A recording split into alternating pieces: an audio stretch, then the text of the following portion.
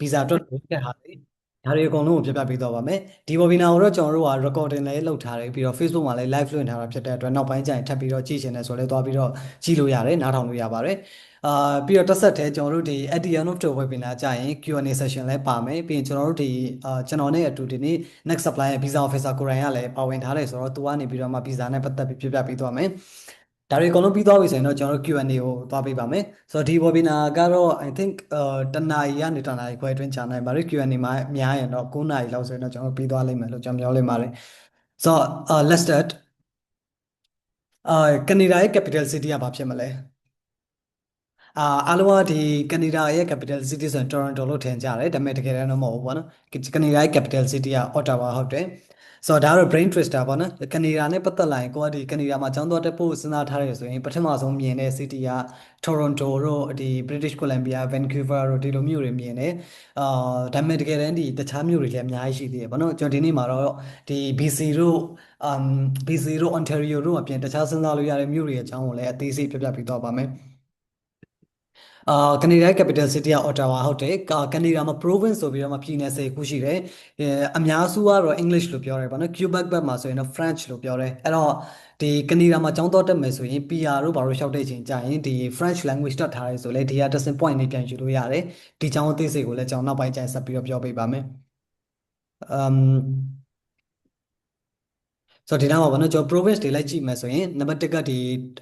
Ontario ရှိတယ် Ontario မှာဆိုရင်ကျွန်တော် Toronto capital city ရောက်တယ် Quebec ရှိတယ် Nova Scotia ဆိုပြီးတော့ Halifax ရှိတယ်ပြီး New Brunswick မှာကျောင်းနေရှိတယ် Manitoba ဒီကပို့ပြီးတော့တိလောက်တယ် Manitoba British Columbia ပြီး Alberta တို့ Saskatchewan တို့ဒီ Regina တို့ဘာလို့ရှိတယ်ပေါ့နော်အဲ့မှာရှိမယ်အများစုကတော့ဒီ10ဒီမှာပဲကျောင်းတက်ကြတာများတယ် Yukon တို့ဒီဒီနေရာတွေကတော့မသွားကြဘူးပေါ့နော်ဆိုတော့ကျွန်တော်တို့ဒီစဉ်းစားလို့ရတဲ့ပြည်နယ်တွေအကြောင်းတွေကိုလည်းကျွန်တော်တို့ဒီနေ့အသေးစိတ်ပြပြပေးသွားပါမယ်ဆိုတော့ကနေဒါမှာ popular ဖြစ်ဆုံး city တွေကိုလိုက်ကြည့်မယ်ဆိုရင်နံပါတ်1က Vancouver ပေါ့နော် Vancouver ဆိုရင်တော့ဒီ international ကျောင်းသားတွေအများဆုံးနေရာလဲဟုတ်တယ်ပြီးတော့ကနေဒါရဲ့ second largest city လဲဟုတ်တယ်ပေါ့နော်အဲ့တော့ကိုကဒီ part time job တို့ကျောင်းပြီးသွားရင်အလုပ်ကိုင်ခွင့်လဲကြည့်နေတဲ့ကျောင်းသားတွေအနေနဲ့ Vancouver ကိုသွားလို့ရတယ်Vancouver မှာဆိုရင်သူတို့ရဲ့ second biggest ပြောမလားဒါမှမဟုတ် second highest rank university UBC ရှိတယ် UBC ကိုစဉ်းစားလို့ရတယ်ပြီးတခြားသောကျောင်းတွေလည်းအများကြီးရှိတယ် Vancouver ရဲ့ education system မှာတော်တော်လေးကို unique ဖြစ်တယ်ဗောနော်သူတို့မှာက transfer pathway တွေရှိတယ် associate degree နှစ်တက်ပြီးသားရင် university ကြီးတွေကိုသွားလို့ရ transfer pathway ရှိတယ်ဟိုတခုတည်းတော့ unique ဖြစ်တဲ့ pathway တွေလုပ်ပြီးထားတဲ့ဒီ city လို့ပြောရင်လည်းမမှားဘူးဗောနော်ပြီး Halifax ရှိတယ်ဒီကတော့အသွားနေတယ်ပြီး Toronto ဗောနော် Toronto ကတော့ University of Toronto တို့ပြီးရင်တခြားသောဒီ ranking မြင့်တဲ့ကျောင်းတွေအများကြီးရှိတဲ့နေရာဟုတ်တယ်ပြီး Montreal ရှိမယ် Montreal မှာလည်းကျောင်းတော်တက်လို့ရတယ် Montreal မှာလည်းကျောင်းကြီးတွေအများကြီးရှိတယ်ဗောနော် U15 ကျောင်းတွေရှိတယ်ပြီး Calgary ဗောနော် Calgary ကတော့ Alberta ကျောင်း Alberta မှာရှိတယ် Calgary မှာဆိုရင် University of Calgary တို့ University of Alberta တို့ဒီလို ranking မြင့်ကျောင်းတွေကိုသွားလို့ရတယ်ပြီး Winnipeg ဗောနော် Winnipeg ကတော့ Manitoba ကဟို capital city ဟုတ်တယ် Manitoba မှာဆိုရင် University of Manitoba တို့ပြီး University of University of Manitoba အဲ့တခုကျွန်တော်တခြားမမှတ်မိနေဘူးစံ Winnipeg မှာဆိုအဲ့ဒီကျောင်းသွားလို့ရ University of Winnipeg လည်းရှိတယ်ဆိုတော့ကနေဒါကျောင်းကျွန်တော်လိုက်ကြည့်မယ်ဆိုရင်ကနေဒါကဒီ land size ရကြည့်မယ်ဆိုရင် second largest country in the world ဖြစ်တယ် um square kilometer တော်တော်မြင့်တယ်ပေါ့နော် population ကတော့36 million လောက်ရှိတယ်ဆိုတော့ဘာလို့ကနေဒါက popular ဖြစ်လဲဆိုရင်ကနေဒါကတော်တော်ကြီးတဲ့နိုင်ငံဟုတ်တယ်ဒါပေမဲ့နိုင်ငံကြီးတဲ့လောက်လူဦးရေကအများကြီးမရှိဘူးပေါ့နော်ဆိုတော့ကျွန်တော်တို့လူဦးရေလောက်တော့မရှိဘူးသူတို့မှာအဲ့ဒါကြောင့်မို့လို့လေဒီကျောင်းသားတွေကိုသူကောင်းကောင်းခေါ်တယ်ပေါ့နော် international ကျောင်းသားတွေကို opportunity ပေးတယ် PR ပတ်သွေးတွေပေးတယ်ကျောင်းတက်ရင်လည်း part time လုပ်ခွင့်ပေးတယ်ဒီလို opportunity တွေအများကြီးပေးတဲ့နိုင်ငံဟုတ်တယ်ဒါကြောင့်လေဒီနိုင်ငံတကာမှာကျောင်းတော်တက်မဲ့ကျောင်းသားတွေကြားထဲမှာ US UK Australia ပြင်ကနေဒါကဟိုအသွားအများဆုံးနိုင်ငံထဲမှာပါတယ်ပေါ့နော်အခုဆိုရင်ကျွန်တော်တို့က US နဲ့ UK က visa ban ထားတယ်ပြီးရင် Australia ကလည်း visa တော်တော်ချက်တော့ကနေဒါက the only country လို့ဖြစ်သွားတယ်ကြံခဲ့တဲ့နိုင်ငံအဲ့တော့ကနေဒါကဟို land ဟို opportunity တော်တော်ကောင်းတဲ့နိုင်ငံဟုတ်တယ်ဆိုတော့ land of immigrant လို့ပြောကြတယ်ပေါ့နော်ကနေဒါမှာဆို immigrant တွေကပို့ပြီးတော့များတယ်ကျွန်တော်တို့ Indian တို့တခြား Chinese တို့ပြီးတော့ကျွန်တော်တို့ဒီ neighboring country တွေမှာဆို Vietnam ကနေလည်းသွားတာတော်တော်များတယ် Thailand တို့ဘက်ကလည်းရှိတယ်အဲ့တော့ international exposure ကောင်းကောင်းရနိုင်တယ် SCE ကလည်းသွားတာရှိတယ် South Asia ကလည်းသွားတာရှိတယ်ပြီးရင် Asia တစ်ဝိုက်ကလည်းသွားတာရှိတယ်တခြားနိုင်ငံတွေကလည်းသွားကြတာဖြစ်တဲ့အတွက် international exposure ကိုကောင်းကောင်းရချင်တဲ့အကြောင်းသားတွေဆိုရင်စဉ်းစားလို့ရတယ် multicultural society ဟုတ်တယ်ပြောချင်တာကဒီကျွန်တော်တို့နိုင်ငံတကာအကြောင်းသားပေါင်းစုံလာတာဖြစ်တဲ့အတွက်ကိုယ့်အနေနဲ့ဒီအာဘယ်လိုပြောမလဲ တခြားသောလူမျိုးစုတွေနဲ့ပို့ပြီးတော့ထိတွေ့ချင်တယ်ဥပမာဟိုဒီကចောင်းသားဆိုဒီကចောင်းသားမဟုတ်ဘဲနဲ့နိုင်ငံတကာចောင်းသားပေါင်းစုံနဲ့ထိတွေ့ဆက်ဆံခြင်းနဲ့ဆိုရင်ဒီလို multicultural society ဖြစ်တဲ့အတွက်သူ့စီမှာသွားပြီးတော့တက်လို့ရတယ်ပြီးရင်ကျွန်တော်တို့သူတို့မှလည်းဘယ်လိုပြောမလဲသူတို့ကနေပြီးတော့မှတကယ် export လုပ်တဲ့ field တွေလည်းရှိရပါတော့မှ while gas and oil ဆိုရင်တော်တော်ကြီးတဲ့ industry ဟုတ်တယ် Alberta မှာဆိုရင် gas and oil ကတော်တော်ကြီးတယ်အဲ့တော့ engineering ဘိုင်းသွားမဲ့ကျောင်းသားတွေဆိုရင်လည်းဒီကနေဒါကိုသွားကြတယ် engineer တွေအတွက်လည်းအလုပ်ကိုင်ခွင့်လည်းတော်တော်ကောင်းတဲ့နိုင်ငံတစ်ခုဟုတ်တယ်အမ်အဲ့လိုရှိမှာပေါ့နော်ဆိုတော့ဘာလို့ကနေဒါမှာကျောင်းသွားတက်ချင်လဲပေါ့ကောင်းကနေဒါမှာဘာလို့ကျောင်းသွားတက်သင့်လဲဆိုရင်တော့အဓိကတော့ value of education ပေါ့နော်ကနေဒါမှာကျောင်းတက်မယ်ဆိုရင် Canadian degree တွေက worldwide accredited ရှိတဲ့ university degree တွေဟုတ်တယ် plus ကနေဒါမှာကျောင်းသွားတက်မယ်ဆိုရင် public ကျောင်းတက်ရမလား private ကျောင်းတက်ရမလားဆိုပြီးစဉ်းစားစရာမလိုဂျာမနီတို့လိုမျိုးသူ့မှာကကျောင်းအများစုက public ကျောင်းတွေပဲဟုတ်တာဖြစ်တဲ့အတွက်ဒီ ranking ကောင်းတယ် ranking တွေကောင်းတယ်ပေါ့နော် ranking ကိုပဲကြည့်မလား co-op တို့ internship တို့ပဲကြည့်မလားအကုန်လုံးရနိုင်တယ် public ကျောင်းထဲမှာဟိုမှာတာယာတွေအများကြီးရှိတယ်မှာကိုက ranking မြင့်တဲ့ဟောင်မှသွားချင်လားဒါမှမဟုတ် affordable ဖြစ်တဲ့ဟောင်ပဲသွားချင်လားဒါတွေကိုသွားလို့ရတယ် government accredited ကျောင်းတွေအများကြီးရှိတယ် education ကလည်း affordable ဖြစ်တယ်လို့ပြောလို့ရတယ်ကိုတက်တဲ့ကိုရွေးတဲ့ကျောင်းပေါ်မူတည်ပြီးတော့မှကျောင်းသားခကတစ်နှစ်ကိုမြန်မာငွေ3,500ကနေ1,500အတွင်းသွားတယ်အဲ့တော့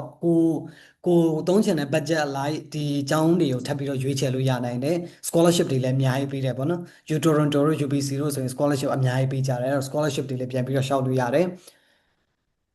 safe ဖြစ်တဲ့ community ကိုတဲ့safe အဖြစ်ဆုံးနိုင်ငံတွေထဲမှာပါတယ်အဲ့တော့ safety လည်းအရင် concern ဖြစ်စရာမလိုပြီးရင်နောက်တစ်ခုကတော့ကနေဒါမှာ unique ဖြစ်တဲ့နောက်ထပ် feature ကကျတော့ internship ပေါ့နော် program အများစုက co-op ဆိုပြီးတော့မှ one term အလုပ်လုပ်ရတဲ့ internship ဒီ term ပါတယ်အဲ့တော့ဆိုလိုချင်တာကကျတော့4 semester ကျောင်းတက်ရတယ်ဆိုရင်1 semester ကအလုပ်လုပ်လို့ရတယ်အဲ့တော့အဲ့ဒါကျတော့ part of curriculum ဖြစ်သွားတာဖြစ်တဲ့အတွက်ကိုယ့်အတွက်ဒီကျောင်းပြီးတော့ရအလုပ်ကိုင်ခွင့်လည်းရပို့ပြီးတော့များတယ်တကယ် real world experience လည်းပို့ပြီးတော့ရနိုင်တယ်ပေါ့နော်အဲ့တော့ internship တို့ဘာလို့ value လုပ်တဲ့ကျောင်းသားဆိုရင်လည်းဒီကနေဒါရဲ့ကျောင်းတွေကိုစဉ်းစားလို့ရတယ်ပြီးရင်ကျောင်းပြီးသွားပြီဆိုရင်လည်း post study work visa တွေရနိုင်သေးတယ်ပြီးရင် PR pathway တွေလည်းရှိတယ်ပေါ့နော်ဆိုတော့ဒါကတော့ကနေဒါကိုရွေးချယ်တဲ့အချက်တစ်ချို့ပေါ့ပြီးကနေဒါကျတော့ English speaking country ဟုတ်တာဖြစ်တဲ့အတွက်ကိုက language barrier လည်းဘာမှမရှိဘူး English လို့တင်ကျောင်းတက်လို့ရတယ်အလုပ်လုပ်လို့ရတယ်တချို့သောနေရာတွေမှာ Quebec တို့လိုနေရာတွေကလွှဲရင်ကျန်တဲ့နေရာတွေ English တခုရှိအောင်နဲ့တင်ကောင်းကောင်းလုံလောက်တယ်ဆိုတော့ education system ပေါ့နော်ကနေဒါမှာ education system မှာရကြည့်မယ်ဆိုရင်ပထမတစ်ခုကတော့ university တွေရှိတယ် university တွေရဲ့ education system ကတော့ကျွန်တော်တို့university တွေအများကြီးရှိရပါတော့ဒီ university ထဲမှာကိုပြီးထားတဲ့ qualification အလိုက် foundation ကနေစတက်လို့ရတယ်ဒါမှမဟုတ် university direct တက်လို့ရတယ် master တက်လို့ရတယ် PhD တက်လို့ရတယ်ဒီလိုမျိုးကိုယ့်ရဲ့ level အလိုက်ကျောင်းတွေကိုထပ်ပြီးတော့ရွေးချယ်လို့ရတယ်နောက်တစ်ခုကတော့ community college ပေါ့နော် US နဲ့ခက်ဆစင်သွားတယ်ဒီ community college တွေကတစ်နှစ်ကိုကျောင်းသားက3,500ပတ်ချာလေးကနေစပြီးတော့ကုန်ကြတယ်နှစ်တက်ရတယ်ပေါ့နော် community college တွေကနှစ်တက်ပြီးသွားပြီဆိုရင်အဲ့မှာပဲဒီ work visa ယူမလား university ကို transfer လုပ်မလားထပ်ပြီးတော့စဉ်းစားလို့ရတယ်ပြီးတော့ private college တွေရှိရပါတော့ private college တွေကိုတော့ကျွန်တော်တို့ကတော့ဒီ service မပေးဘူးဒါပေမဲ့ဒီ community college တွေဒါမှမဟုတ် university တွေဆိုရင်တော့ကျွန်တော်တို့ဘက်ကနေပြီးတော့မှ application အကုန်လုံးကိုကူညီပေးပါတယ်ဆိုတော့ကျောင်းတွေကလည်း98 University ပတ်ချာလည်းရှိတာဖြစ်တဲ့အတွက်ကျောင်းအများကြီးထဲကနေပြီးတော့မှရွေးချယ်လို့ရတယ်။ဥပမာ New Zealand တို့ဆိုရင်ကျောင်းက8ကျောင်းပဲရှိတော့ဒီထဲကနေပြီးတော့မှရွေးရတယ်ဆိုပေမဲ့သူ့မှာတော့ကိုရွေးချယ်တဲ့မြို့ကိုတက်ချင်တဲ့ major ကိုသုံးချင်တဲ့ budget အလိုက်ဒီကျောင်းတွေကိုထပ်ပြီးတော့ရွေးချယ်လို့ရတယ်။ province တိုင်းမှာကျောင်းတွေအများကြီးရှိပါတယ်။ကနေဒါမှာ ranking မြင့်ကျောင်းတွေရှိရပါတော့ကနေဒါမှာ U15 ဆိုတဲ့ system ရှိတယ်ဟို US မှာ Ivy League တို့ပြီးရင် UK မှာ Russell Group တို့ Australia ရဲ့ Group of 8လည်းမျိုးပဲသူတို့မှာလည်း U15 ဆိုပြီးတော့မှသူတို့ရဲ့အကောင်းဆုံး research oriented ဖြစ်တဲ့ university 15ကျောင်းနဲ့ဖွဲ့ထားတဲ့ U15 ဆိုတဲ့ဒီ university group ရှိရပါတော့အဲ့ထဲမှာဆိုရင်ကျောင်းအများကြီးပါဝင်တယ်သူတို့ရဲ့ဒီ ranking အမြင့်ဆုံးကျောင်းတွေကိုကြည့်မယ်ဆိုရင်တော့ကျွန်တော်တို့ University of Toronto တို့ McGill တို့ UBC တို့ Alberta တို့ဒီလိုကျောင်းတွေကိုစဉ်းစားလို့ရတယ်ပြီးရင်ဒီမှာ top 300ထဲမှာဆိုရင်လည်း McMaster တို့ Waterloo တို့Calgary တို့ Queens တို့ဒီလိုကျောင်းတွေကိုလည်းရွေးချယ်လို့ရတယ်အဲ့တော့ကျွန်တော်ရှေ့မှာပြောခဲ့သလိုပဲကိုယ့်ရဲ့ budget ကိုသုံးချင်တဲ့ budget ပြီးကိုတက်မဲ့ major နဲ့ကိုလိုချင်တဲ့ ranking ပေါ်မူတည်ပြီးတော့မှကျောင်းတွေကိုထပ်ပြီးတော့ရွေးချယ်လို့ရပါတယ်ဆိုတော့ကနေဒါမှာတက်မယ်ဆိုရင်ဘယ်လို program တွေရွေးချယ်လို့ရလဲပေါ့ကျွန်တော်တချို့နိုင်ငံတွေမှာဆိုရင် bachelor တက်လို့ရတယ် master တက်လို့ရတယ်အဲ့လောက်ပဲပေါ့နော်ကျန်တာမရှိဘူးဒါပေမဲ့ကနေဒါရဲ့ education system ကတော်တော်လေးကို unique ဖြစ်တယ်သူတို့မှာဒီလို UG diploma ဆိုပြီးတော့ရှိတယ် diploma တွေကကျတော့အဓိကကိုကဟို ကျောင်းကို2 နှစ်လောက်နဲ့ပြီးချင်တယ်ကနေဒါရဲ့ bachelor ကျ4 နှစ်ကြာတာဟုတ်အဲ့တော့ကိုက4 နှစ်လည်းမတက်ချင်ဘူးဒါမှမဟုတ် foundation နဲ့ပေါင်းလိုက်5 နှစ်ဖြတ်သွားမှာဖြစ်တဲ့အတွက်ဒီလောက်အကြာကြီးကျောင်းမတက်ချင်ဘူးဆိုရင်ကျောင်းမတက်ချင်ဘူးပေါ့နော်ကိုတက်တဲ့ program ကလည်း civil engineering တို့လို့ဒီလိုdiploma ပြီးတာနဲ့ workforce direct ဝင်လို့ရတဲ့ program မျိုးတက်မယ်ဆိုရင်တော့ဒီ diploma တွေတက်လို့ရတယ် diploma တွေက2 နှစ်ဒါမှမဟုတ်3 နှစ်တက်ရတယ်ဒါပြီးသွားရင် work visa ယူလို့ရတယ်လို့ university credit transfer နဲ့သွားလို့ရတယ်အဲ့ဒီတစ်ချက်ကောင်းတယ်ဗောနော်ဒုတိယတစ်ချက်ကတော့ PG diploma ဒါကကြတော့ကိုက bachelor degree တစ်ခုပြီးထားတယ်ဒါပေမဲ့ကိုယ့်ရဲ့ bachelor ရဲ့အမှတ်တွေကနည်းလို့ဖြစ်ဖြစ်ဒါမှမဟုတ်ကိုယ့်ရဲ့ bachelor က fully recognized မဖြစ်လို့ဖြစ်ဖြစ်ဒီလိုအခြေအနေတွေမှာဆိုရင်ဒီလို PG diploma တက်ပြီးတော့မှဒီ master ကိုဆက်ပြီးတော့တက်လို့ရတယ်ဒါတွေကတစ်နှစ်ဒါမှမဟုတ်2 နှစ်သွားတဲ့ program တွေပြီးရင်တော့ကျွန်တော်တို့ bachelor က4 years တက်ရတယ်ပြီးရင် master ရှိတယ်ပြီးရင် PhD ရှိတယ်ပေါ့နော်ဆိုတော့ဒီလို program တွေကိုရွေးချယ်လို့ရတယ် master နဲ့ PhD ကတော့ university level မှာပဲရှိတယ် UG diploma တို့ PG diploma တို့ကကျတော့ college တွေမှာတက်လို့ရတယ် polytechnic တွေမှာလည်းတက်လို့ရတယ်ဥပမာအများစုသိကြမဲ့ Seneca Polytechnic တို့ Durham College တို့ George Brown College တို့ပြီးရင် Langara တို့ဒီလိုကျောင်းတွေအများစုမှာ diploma တွေကိုတက်လို့ရပါတယ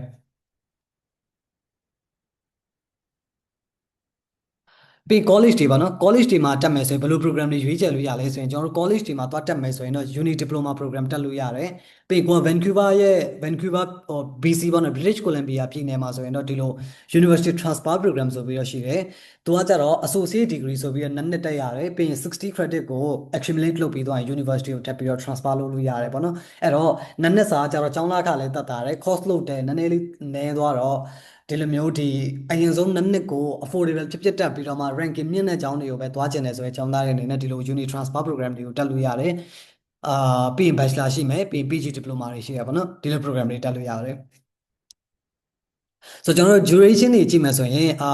UG diploma ပေါ့နော် diploma တွေကတော့2 နှစ်ဒါမှမဟုတ်3 နှစ်သွားတယ်2 နှစ် program တွေကို diploma လို့ခေါ်တယ်3 နှစ် program တွေကတော့ advanced diploma ပေါ့နော်2 နှစ် diploma နဲ့3 years advanced diploma ဘာကွာလဲဆိုရင်ရတဲ့ credit ကွာတယ်ပြီးရင်ယူရတဲ့ course လို့နည်းနည်းလေးကွာတယ်ပြီးရင် internship လုပ်ရတဲ့အချိန်မှာအချိန်နည်းနည်းလေးပိုရတယ်ပေါ့နော်အဲ့တော့ကိုယ့်ရဲ့ intention ကနောက်ပိုင်းကျရင် uni transfer လုပ်ဖို့အဓိကစဉ်းစားထားတယ်ဆိုရင်တော့ advanced diploma တော့ပို့ပြီးတော့အဆင်ပြေစေနိုင်တယ်ပြီးရင် advanced diploma ကသူ့မှာပါတဲ့ concept တွေက foundation မဟုတ်တော့ဘဲနဲ့တကယ် advanced level ဖြစ်သွားတာဖြစ်တဲ့အတွက်တကယ် workforce ဝင်တဲ့အချိန်လေးပို့ပြီးတော့အဆင်ပြေနိုင်ပါတယ်။ပြီးရင်တော့ကျွန်တော်တို့ bachelor degree က4 years တက်ရတယ် master degree ကတော့2 နှစ်တက်ရတယ်ပေါ့နော် master မှာက16လ program တွေရှိတယ်တစ်နှစ်ခွဲတက်ရတဲ့ဟာတွေရှိတယ်ဒါမှမဟုတ်တချို့တွေက2 နှစ်တက်ရတယ်ပေါ့နော်အများစုကတော့2 years တက်ရတယ်ပြီးရင်တော့တကယ်လို့ကို PhD တို့ဘာလို့စိတ်ဝင်စားရဲဆိုရင်လည်းဒီ program တွေကိုဆက်ပြီးတော့တက်လို့ရပါတယ်ဆိုတော့ဘယ် intake တွေသွားလို့ရလဲပေါ့ကနေဒါမှာ main intake ကတော့ September intake ကိုခေါ်တယ်ကျွန်တော်တို့အခုရှောက်မယ်ဆိုရင်တော့လာမယ့် January intake ကိုရှောက်လို့ရတယ်လို့ May intake ကိုလည်းရှောက်လို့ရသေးတယ်တချို့တော့ဒီကျောင်းတွေမှာမှ April တို့ July တို့ရှိတယ်ဆိုပေမဲ့အဓိကဒီ3 intake ကိုပဲမှန်ပြီးတော့မှရှောက်ဆင်ရှင်တယ်အခုရှောက်မယ်ဆိုရင် January intake ကိုကျွန်တော်တို့ရပါသေးတယ်ဒါတော့အင်္ဂလိပ်စာပေါ့နော်ကိုရွေးမဲ့ program ပေါ်မူတည်ပြီးတော့မှအင်္ဂလိပ်စာတွေရွေးလို့ရတယ်အဲ့တော့တကယ်လို့ကိုက UG diploma college တွေရဲ့ diploma တက်မယ်ဆိုရင်တော့ IELTS က6.0အနည်းဆုံးလိုတယ် Duolingo ဖြေမယ်ဆိုရင် Duolingo 105နဲ့အထက်လိုတယ်ပေါ့နော် UG diploma တက်မယ်ဆိုရင်သူက diploma level ဖြစ်သွားတာဖြစ်တဲ့အတွက် level ကနည်းနည်းမြင့်တော့အင်္ဂလိပ်စာမြင့်တယ်တကယ်လို့ကိုက bachelor degree တက်မယ်ဟို foundation ကနေစတက်မဲ့ကျောင်းသားမျိုးဆိုရင်တော့5.5ရရင်ရတယ်ကိုကဒီ University Direct တက်မယ်ဆိုရင်တော့6.5ဒါမှမဟုတ်6.0အနည်းဆုံးလိုအပ်တယ်PG diploma တို့ master တို့ဆိုရင်လည်း6.5လိုတယ်ပေါ့နော်ဆိုတော့ကနေဒါကျောင်းများစုက Duolingo လက်ခံတယ်လို့ PTE လည်းလက်ခံတယ်အဲ့တော့ကိုယ့်အတွက် PTE တို့ Duolingo တို့ကပို့ပြီးတော့ဒီပြင်ဆင်ရတာပို့လွယ်တယ်ဆိုရင်ဒါတွေကိုလည်းပြင်ဆင်လို့ရပါတယ်အမ်ဒါကတော့ဒါဒါလေးကျွန်တော်တစ်ချက်ပြောပြပါပေါ့နော်ဆိုတော့ကနေဒါမှာကျောင်းတော့တက်မယ်ဆိုရင် DLI ဆိုတဲ့ list ရှိတယ် DLI list ဆိုတာကြတော့ international ကျောင်းသားတွေဟိုခေါ်ယူပြီးတော့မှပညာသင်လို့ရတဲ့ကျောင်းတွေရဲ့ list ဟုတ်တယ်ဆိုတော့ကိုယ့်အနေနဲ့ကျောင်းတစ်ခုကိုမရွေးခင်မှာကိုယ့်ရဲ့ကျောင်းက DLI list တက်ဖြစ်လားမဖြစ်လားဆိုတာကိုဒီ link မှာသွားပြီးတော့ကြည့်ကြည့်လို့ရတယ်ဒါမှမဟုတ်လည်း Google မှာပဲဒီ DLI list ဆိုပြီးတော့မှလိုက်ရှာလိုက်ရင်လည်းပေါ်တယ်ပေါ့နော်ကိုယ့်ရဲ့အကြောင်းကဒီ DLI list တက်ဖြစ်မဖြစ်ဘူးဆိုရင်တော့ဟိုမရွေးချယ်သင့်ဘူးပေါ့နော် international ကျောင်းသားတွေကိုသူတို့လည်းခေါ်လို့မရဘူးအဲ့တော့ဒီကျောင်းတွေကဒီ status ရမရကိုအရင်ဆုံးကြိုပြီးတော့စစ်ကြည့်လို့ရတယ်တကယ်လို့စစ်မယ်ဆိုရင်ပုံမှန်အဖြစ်ကတော့ကျွန်တော်တို့ agency တွေနဲ့လုပ်တဲ့ချိန်ကြရင်တော့ agency တွေက DLI listed ဖြစ်တဲ့ကျောင်းတွေကိုပဲရှောက်ပေးလို့ရှိပါတယ် work permit ပေါ့နော်ကျောင်းသားတွေစိတ်ဝင်စားဆုံးဖြစ်လောက်မယ်ဒါကတော့ဆိုတော့ဒီကနေဒါမှာကျောင်းတက်မယ်ဆိုရင်အလုပ်ဘယ်လောက်လုပ်လို့ရလဲပေါ့ကနေဒါမှာကျောင်းတက်မယ်ဆိုရင်ဒီ part time ကကျောင်းစတက်တဲ့အချိန်ကစပြီးတော့လုပ်လို့ရတယ် ဟိုတချို့နိုင်ငံတွေလည်းမျိုးဘယ် level မှာမှလုပ်ရမယ်ဆိုတာမျိုးမရှိဘူးပေါ့နော်တခါတည်းလုပ်လို့ရတယ်ကိုယ့်ရဲ့ study permit ရပြီဆိုတာနဲ့အလုပ်လုပ်ဖို့အတွက်တခါတည်းရပြီးသားပေါ့နော်အဲ့တော့ကျောင်းတက်ရင်လည်းတစ်ပတ်ကို24နာရီထိ part time လုပ်လို့ရတယ်ကျောင်းပိတ်တဲ့အချိန်မှာတော့ full time လုပ်လို့ရတယ်ဥပမာ summer break တို့ပါလို့ဆို full time လုပ်လို့ရတယ်ကျောင်းဖွင့်တဲ့အချိန်မှာတော့တစ်ပတ်ကို24 hours per week လုပ်ပြီးတော့မှဒီနေ့တိုင်းစေးတချို့တော့ဘက်ကိုရှာတာမျိုးဒါမှမဟုတ်ကိုယ့်ရဲ့ major နဲ့ပတ်သက်တဲ့ direct experience တွေမျိုးတွေကိုလုပ်လို့ရပါတယ်ဆိုတော့ကနေရာမှာကြောင်းတက်မယ်ဆိုအလုပ်လုပ်လို့ရတဲ့ stream တွေအများကြီးရှိတယ်ပေါ့နော်အဲထဲကနေပါနံပါတ်1ကတော့ဒီခုနကတော့ကျွန်တော်ပြောသလို off campus လောက်တာ off campus ကိုမှသူတို့သတ်မှတ်ထားတဲ့တစ်ပတ်ကို24နာရီထိ part time လုပ်လို့ရတယ်နောက်တစ်ခုကတော့ on campus ပေါ့နော်ကျောင်းတွင်းမှာပဲကိုယ့်အနေနဲ့လုပ်ချင်တယ်ဆိုရင်ကျောင်းတွင်း part time job တွေကိုလည်းလုပ်လို့ရတယ်နောက်ဆုံးတစ်ခုကတော့ဒီ co-op and internship ပေါ့နော် program ရဲ့ requirement အရာ sorry program ရဲ့ requirement အရာဒီ one term ကို internship လုပ်ရတယ်အဲ့တော့ internship လုပ်ပြီးတော့မှကိုចောင်းပြီးသွားရင်အလုပ်ရဖို့အတွက်ဒီ experience တွေကိုကြိုပြီးတော့စုထားလို့ရတယ်အဲ့တော့ program အများစုက co-op internship ပါလေးရှိတယ်အဲ့တော့တကယ်လို့ကိုကဒီ internship တွေ co-op တွေကိုပို့ပြီးတော့မှဦးစားပေးခြင်းနဲ့ကျောင်းသားမျိုးဆိုရင်ကို program က co-op ပါလားမပါဘူးလားကိုကြိုပြီးတော့ကျွန်တော်စစ်ဆေးခြင်းနဲ့တစ်ဆက်တည်းဒီ co-op က require လားပေါ့နော် require ဆိုတာကမဖြစ်မနေလုပ်ရမယ့် co-op မျိုးလား optional co-op လားဆိုပြီးတော့လည်းစစ်လို့ရတယ် optional co-op ဆိုရင်တော့ဟိုဘက်ရောက်ပြီးတော့မှကိုယ့်ရဲ့ grade တွေပေါ်မူတည်ပြီးတော့မှထပ်ပြီးတော့ရှောက်လို့ရတယ်တကယ်လို့ကိုကဒီ academic ဘိုင်းကို focus လုပ်ချင်တယ်ဆိုလဲ focus လုပ်လို့ရတယ် require co-op ဆိုရင်တော့မဖြစ်မနေဒီ work experience ကိုယူရတယ်ပေါ့နော်အဲ့လိုလေးရှိသွားပါလိမ့်မယ်ဆိုတော့ကျောင်းပြီးသွားရင်ဘာရလဲပေါ့ကျောင်းပြီးသွားပြီဆိုရင်တော့ကျွန်တော်တို့ကျောင်းပြီးသွားရင်အာတော့ဒါလေးနဲ့ပြပြပေးမယ်ကျောင်းပြီးသွားပြီဆိုရင်တော့ဒီကိုယ့်ရဲ့ program ကနက်အထက်ရှိတယ်ဆိုရင်နက်အထက်ပေါ့နော်ကိုယ့်ရဲ့ program ကနက်အထက်ရှိတယ်ဆိုရင်3နှစ် work visa ရတယ်ဆိုလိုချင်တာကကြတော့ကိုက diploma တက်တယ်2နှစ် program တက်တယ်ပြီးတာနဲ့3နှစ် work visa ရတယ် advanced diploma 3နှစ်တက်တယ်3နှစ် work visa ရတယ် bachelor ပြီးတော့3နှစ် work visa ရတယ် master ပြီးတော့3နှစ် work visa ရတယ်အဲ့လိုမျိုးလေးသွားတယ်အဲ့တော့တကယ်လို့ကိုယ့်ရဲ့ program ကဆိုပါစို့ဒီ graduate certificate တို့ PG diploma တို့လို program ဖြစ်သွားတယ်ဟိုဘက်ရောက်တိုင်းဘာဖြစ်မှာလဲပေါ့ဆို graduate diploma တို့ PG diploma တို့ဒီလို diploma level တွေကတစ်နှစ်ပဲ program ဆိုရင်တော့ဒီကိုယ့်ရဲ့ program ကတစ်နှစ်ပဲဆိုရင်တော့တစ်နှစ်ပဲရတယ်အဲ့တော့ကိုယ့် program ကတကယ်လို့တစ်နှစ်နဲ့အထက်ဆိုရင်တော့ PGWB ကတစ်နှစ်ပဲရလေးရှိတယ်အဲ့တော့ကျွန်တော်တို့ဘက်ကနေပြီးတော့မှတကယ်လို့ကိုက graduate certificate လိုမျိုး master level မတက်ခင်ဂျာစက်ကြားတက်ရတဲ့ဒီလို graduate certificate ဆိုတဲ့ program တွေတက်မယ်ဆိုရင်တော့အာ program နှစ်ခုဒါမှမဟုတ် master ကိုဆက်တက်ဖို့အကြံပေးတယ်အဲ့ဒါမှလည်း3နှစ် work visa ရတာပေါ့နော်မဟုတ်ရင်တော့တစ်နှစ်ပဲ work visa ရတယ်ပြီး PGWB ကကျတော့တစ်သက်လုံးမှာတစ်ခါပဲ claim လုပ်ခွင့်ရှိတာဖြစ်တဲ့အတွက်တစ်ခါတည်း maximize လုပ်ပြီးတော့မှ3နှစ်ရတဲ့ program ကိုတက်ဖို့ကတော့ပို့ပြီးတော့အကြံပေးချင်ပါတယ်ပြီးရင် provisional attestation letter ဆိုပြီးတော့ဒီ system ထွက်လာတာ2024ခရဲရပါတော့။ visa တင်တဲ့အချိန်မှာဒါကလိုတယ်။ကိုယ့်ရဲ့ program level ပေါ်မူတည်ပြီးတော့လိုတယ်ပေါ့နော်။ master ကျောင်းသားတွေ master တို့ PhD တို့ဆိုရင်တော့မလိုဘူးဒါပေမဲ့တကယ်လို့ကိုက diploma တို့ bachelor တို့ရှောက်တဲ့ကျောင်းသားမျိုးဆိုရင်ကြတော့ဒီ attestation letter ပေါ့နော်။ PAL လို့ခေါ်တယ်ဒီ letter လို့မလို့တခါတည်းစစ်တင်တယ်။ PL လိုရဲဆိုရင် PL ရပြီဆိုတော့မှပဲ visa တင်လို့ရတယ်။ပြီးရင်ပုံမှန်အဖြစ် PL ကတစ်ခါပဲသုံးလို့ရတယ်။ visa ဘာညာ reject ဖြစ်ခဲ့တယ်ဆိုရင် PL အသက်တောင်းရတာဖြစ်နိုင်တယ်လို့ PL က expire ဖြစ်သွားတတ်တယ်ပေါ့နော်။သူကတစ်နှစ်လောက်ပဲတင်တယ်တတ်တန်းရှိတယ်။အဲ့တော့ PL expire ဖြစ်သွားပြီဆိုရင်လည်းပြန်သုံးလို့မရဘူးပေါ့နော်။အဲ့တော့ visa တင်တဲ့အချိန်ကျရင်ဟို first time တင်မယ်ဆိုရင်တော့ပြဿနာမရှိဘူး။ဒါပေမဲ့ second time တင်မယ်ဆိုရင်ဒီ PL ကိုသုံးလို့ရမရဘူးထပ်ပြီးတော့စစ်တင်တယ်ပေါ့နော်။ကျောင်းကိုလည်းမေးကိုအကြောင်းဘက်ကိုအရင်ဆုံးမေးဒါမှမဟုတ်ကိုလုံနေတဲ့ agency ကိုမေးပြီးတော့မှဒီ PL ကိစ္စကိုထပ်ပြီးတော့ရှင်းသင်ပါတယ်။ PL ကတော့အဓိကဒီကျောင်းအလိုက်အခု immigration ကကြတော့ဟိုကျောင်းသားကန့်သက်ထားတယ်ပေါ့နော်ကနေဒါကဟိုအကုန်လုံးကိုမခေါ်ဘဲနဲ့သူတို့တစ်နှစ်ကုန်မှ4သိန်းဆို4သိန်း5သိန်းဆို5သိန်းဒီပတ်ချလည်းပဲခေါ်တာဖြစ်တဲ့အတွက်သူတို့ရဲ့ cap ဒီတစ်နှစ်အတွင်းမှာဒီကျောင်းအတွက်သတ်မှတ်ထားတဲ့ကျောင်းသားဦးရေပြည့်သွားပြီဆိုရင်တော့ PL ကိုမထုတ်ပေးဘူး visa လည်းထပ်ပြီးတော့မပေးတော့ဘူးပေါ့နော်အဲ့ဒါကြောင့်မလို့ဒီ PL ကအရေးကြီးဆုံးပါ visa တင်တဲ့အချိန်ကျရင်ဒီနားမှာဗောနော်ဒီကျွန်တော်တို့အာ2024တော့ထွက်လာတဲ့ cap ရှိတယ်အဲတော့ကဆိုရင်ဒီចောင်းသားကိုတစ်နှစ်ကို4သိန်း3000ပဲခေါ်ရမယ်ဆိုပြီးတော့မှသူတို့ cap ချထားတာရှိတယ်ပြီးရင်နောက်ပိုင်းကျတော့သူတို့ဒီចောင်းတွေမှာလည်းအာအဲတော့ကသူတို့အပြောင်းလဲတွေအများကြီးရှိတယ်ဗောနော်ကနေဒါပြောင်းလဲသတ်မှတ်ခဲ့တာတစ်နှစ်ចောင်းသားခေါ်တဲ့ဦးရေကိုကန့်သတ်လိုက်တာရှိတယ်ပြီးရင်အရင်တော့ကဆိုရင် diploma level မှာဘယ် program ပဲတက်တဲ့ចောင်းပြီးသွားရင် work visa ရတယ်အခုချိန်မှာဆိုရင် program တိုင်းက work visa မရဘူးဗောနော်အဲ့တော့ကိုက diploma တက်မဲ့ចောင်းသားမျိုးဆိုရင်ကို program ကဒီចောင်းပြီးသွားရင် work visa ရမရအောင်ကြိုးပြီးတော့ဆက်ရတယ်ပြီးရင် PL တွေလိုလာတယ်ဆိုတော့ဒါလေးတွေကတော့ changes တွေရှိတယ်အဲ့တော့ဟိုကိုကအခုမှကနေဒါစလုံးမဲ့သူဆိုရင်ဒီ PL ကိစ္စတွေပြီးတော့ကျောင်းပြီး work visa ရမှာလားမရဘူးလားကိုယ့်ရဲ့ program ကအဲ့ဒီဟာတွေကိုကြိုးပြီးတော့ဆက်တက်ပါတယ်အမ် ပြီးရင်အခုဆိုရင်ဒီ language requirement ပါထပ်ပြီးတော့ထိုးထားတယ်ပေါ့နော်ဆိုလိုချင်တာကကျတော့အရင်တော့ဆိုရင်ကျွန်တော်တို့ကကျောင်းတက်တယ်ကျောင်းပြီးသွားရင် post study work visa ကိုတစ်ခါတည်းလျှောက်လို့ရတယ်ဒါပေမဲ့အခုကျတော့အဲ့လိုမဟုတ်တော့ဘူးကျောင်းပြီးသွားပြီဆိုရင် post study work visa ခုနကတော့ကျွန်တော်တို့ပြောနေတဲ့3နှစ်ကိုလျှောက်ချင်တယ်ဆိုရင် IELTS ပြန်ပြီးတော့ဖြေရတယ်သူတို့သတ်မှတ်ထားတဲ့ IELTS requirement မီတယ်ဆိုတော့မှပဲဒီ PGWP ကိုလျှောက်လို့ရတယ်ပေါ့နော်မဟုတ်ရင် decline ဖြစ်တတ်တယ်အဲ့ဒါကြောင့်မလို့ကိုကဒီကျောင်းမပြီးခင်မှာ IELTS ပြန်ဖြေဖို့လိုလား general ဖြေရတယ်အဲ့ဒီ general IELTS ဖြေဖို့အတွက်ကြိုပြီးတော့ပြင်ဆင်တဲ့နဲ့ကိုကဒီကနေဖြေသွားတဲ့ IELTS ကအဲ့ချိန်ဆို expire ဖြစ်ပြီဖြစ်တဲ့အတွက်ပြန်ပြီးတော့ဖြေဖို့အတွက်လည်းကြိုပြီးတော့ပြင်ဆင်ထားရပါမယ်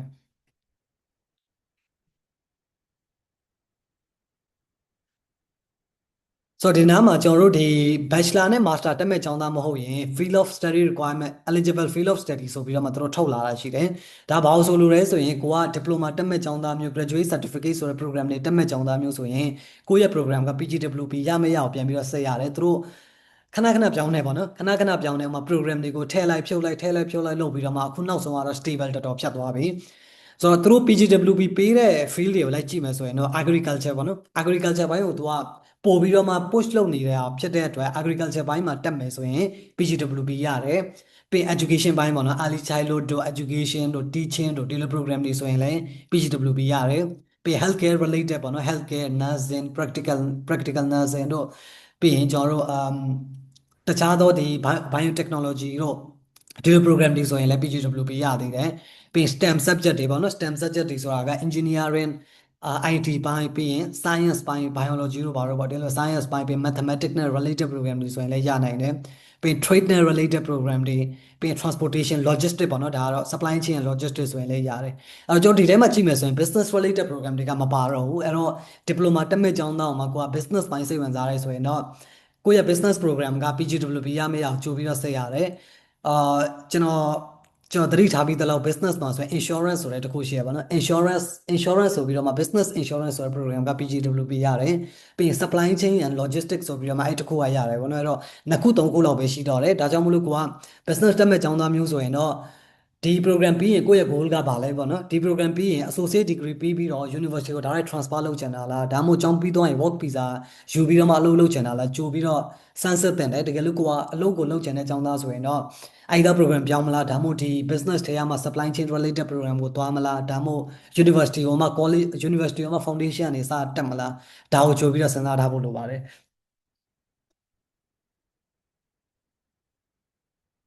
ဆိုတော့ကျွန်တော်တို့ tuition fees expense တွေဘယ်လိုရှိလဲပေါ့နော် tuition fees expense တွေကကနေဒါမှာကျောင်းတက်မယ်ဆိုရင် university level ကတစ်နှစ်ကို2000ကနေစတယ် Canadian တော့2000ကနေ9000အတွင်းမှာရှိတယ်ကိုရွေးတဲ့ကျောင်းရဲ့မိကြပေါ်မူတည်တယ်အနည်းဆုံးကတော့2000 2000ပတ်ချလဲသုံးမယ်ဆိုရင်တော့ middle rank ဒါမှမဟုတ်ဒီ lower tier ဘက်က public university တွေမှာတက်လို့ရပါတယ် living expense ကတော့တစ်နှစ်ကို Canadian dollar 2000ကနေ2000အတွင်းသွားတယ်ကိုရွေးတဲ့မြို့ပေါ်လေးမူတည်တယ် Toronto လို့ဆိုရင်တော့နည်းနည်းလေးပို့ပြီးတော့ကုန်ကြနိုင်တယ်တကယ်လို့ကိုကဒီdiploma တက်မယ်ပေါ့နော် college diploma တွေတက်မယ်ဆိုရင်တော့ဒီ college diploma တွေကနည်းနည်းလေးပို့ပြီးတော့တတ်တာတယ်တစ်နှစ်ကို Canadian dollar 18000ပတ်ချာလိုက်နဲ့တက်လို့ရတယ်တချို့တွေလည်း18000 19000ပတ်ချာလိုက်မှာတက်လို့ရတယ်ပေါ့နော်အဲ့တော့1000ဆိုရင်တော့မြန်မာငွေနဲ့ဆိုရင်600ပတ်ချာလဲဖြစ်တယ်အဲ့တော့950ကနေ600အတွင်းကိုကသုံးဖို့စဉ်းစားထားရဆိုရင်တော့ college diploma တွေကိုဦးစားပေးပြီးတော့တက်တဲ့တယ်အဲ့လိုမဟုတ်ဘူးကိုက900ကနေအထက်သုံးမယ်ဆိုရင်တော့ဒီ university level ကိုစပြီးတော့မှရွေးချယ်လို့ရပါတယ် plus living expense ပေါ့နော်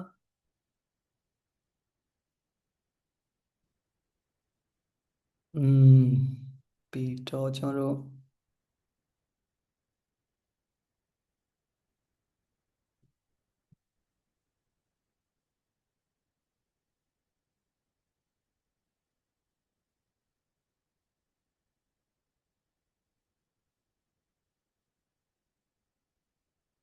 ဆိုတော့ဒီနေ့ဒါကတော့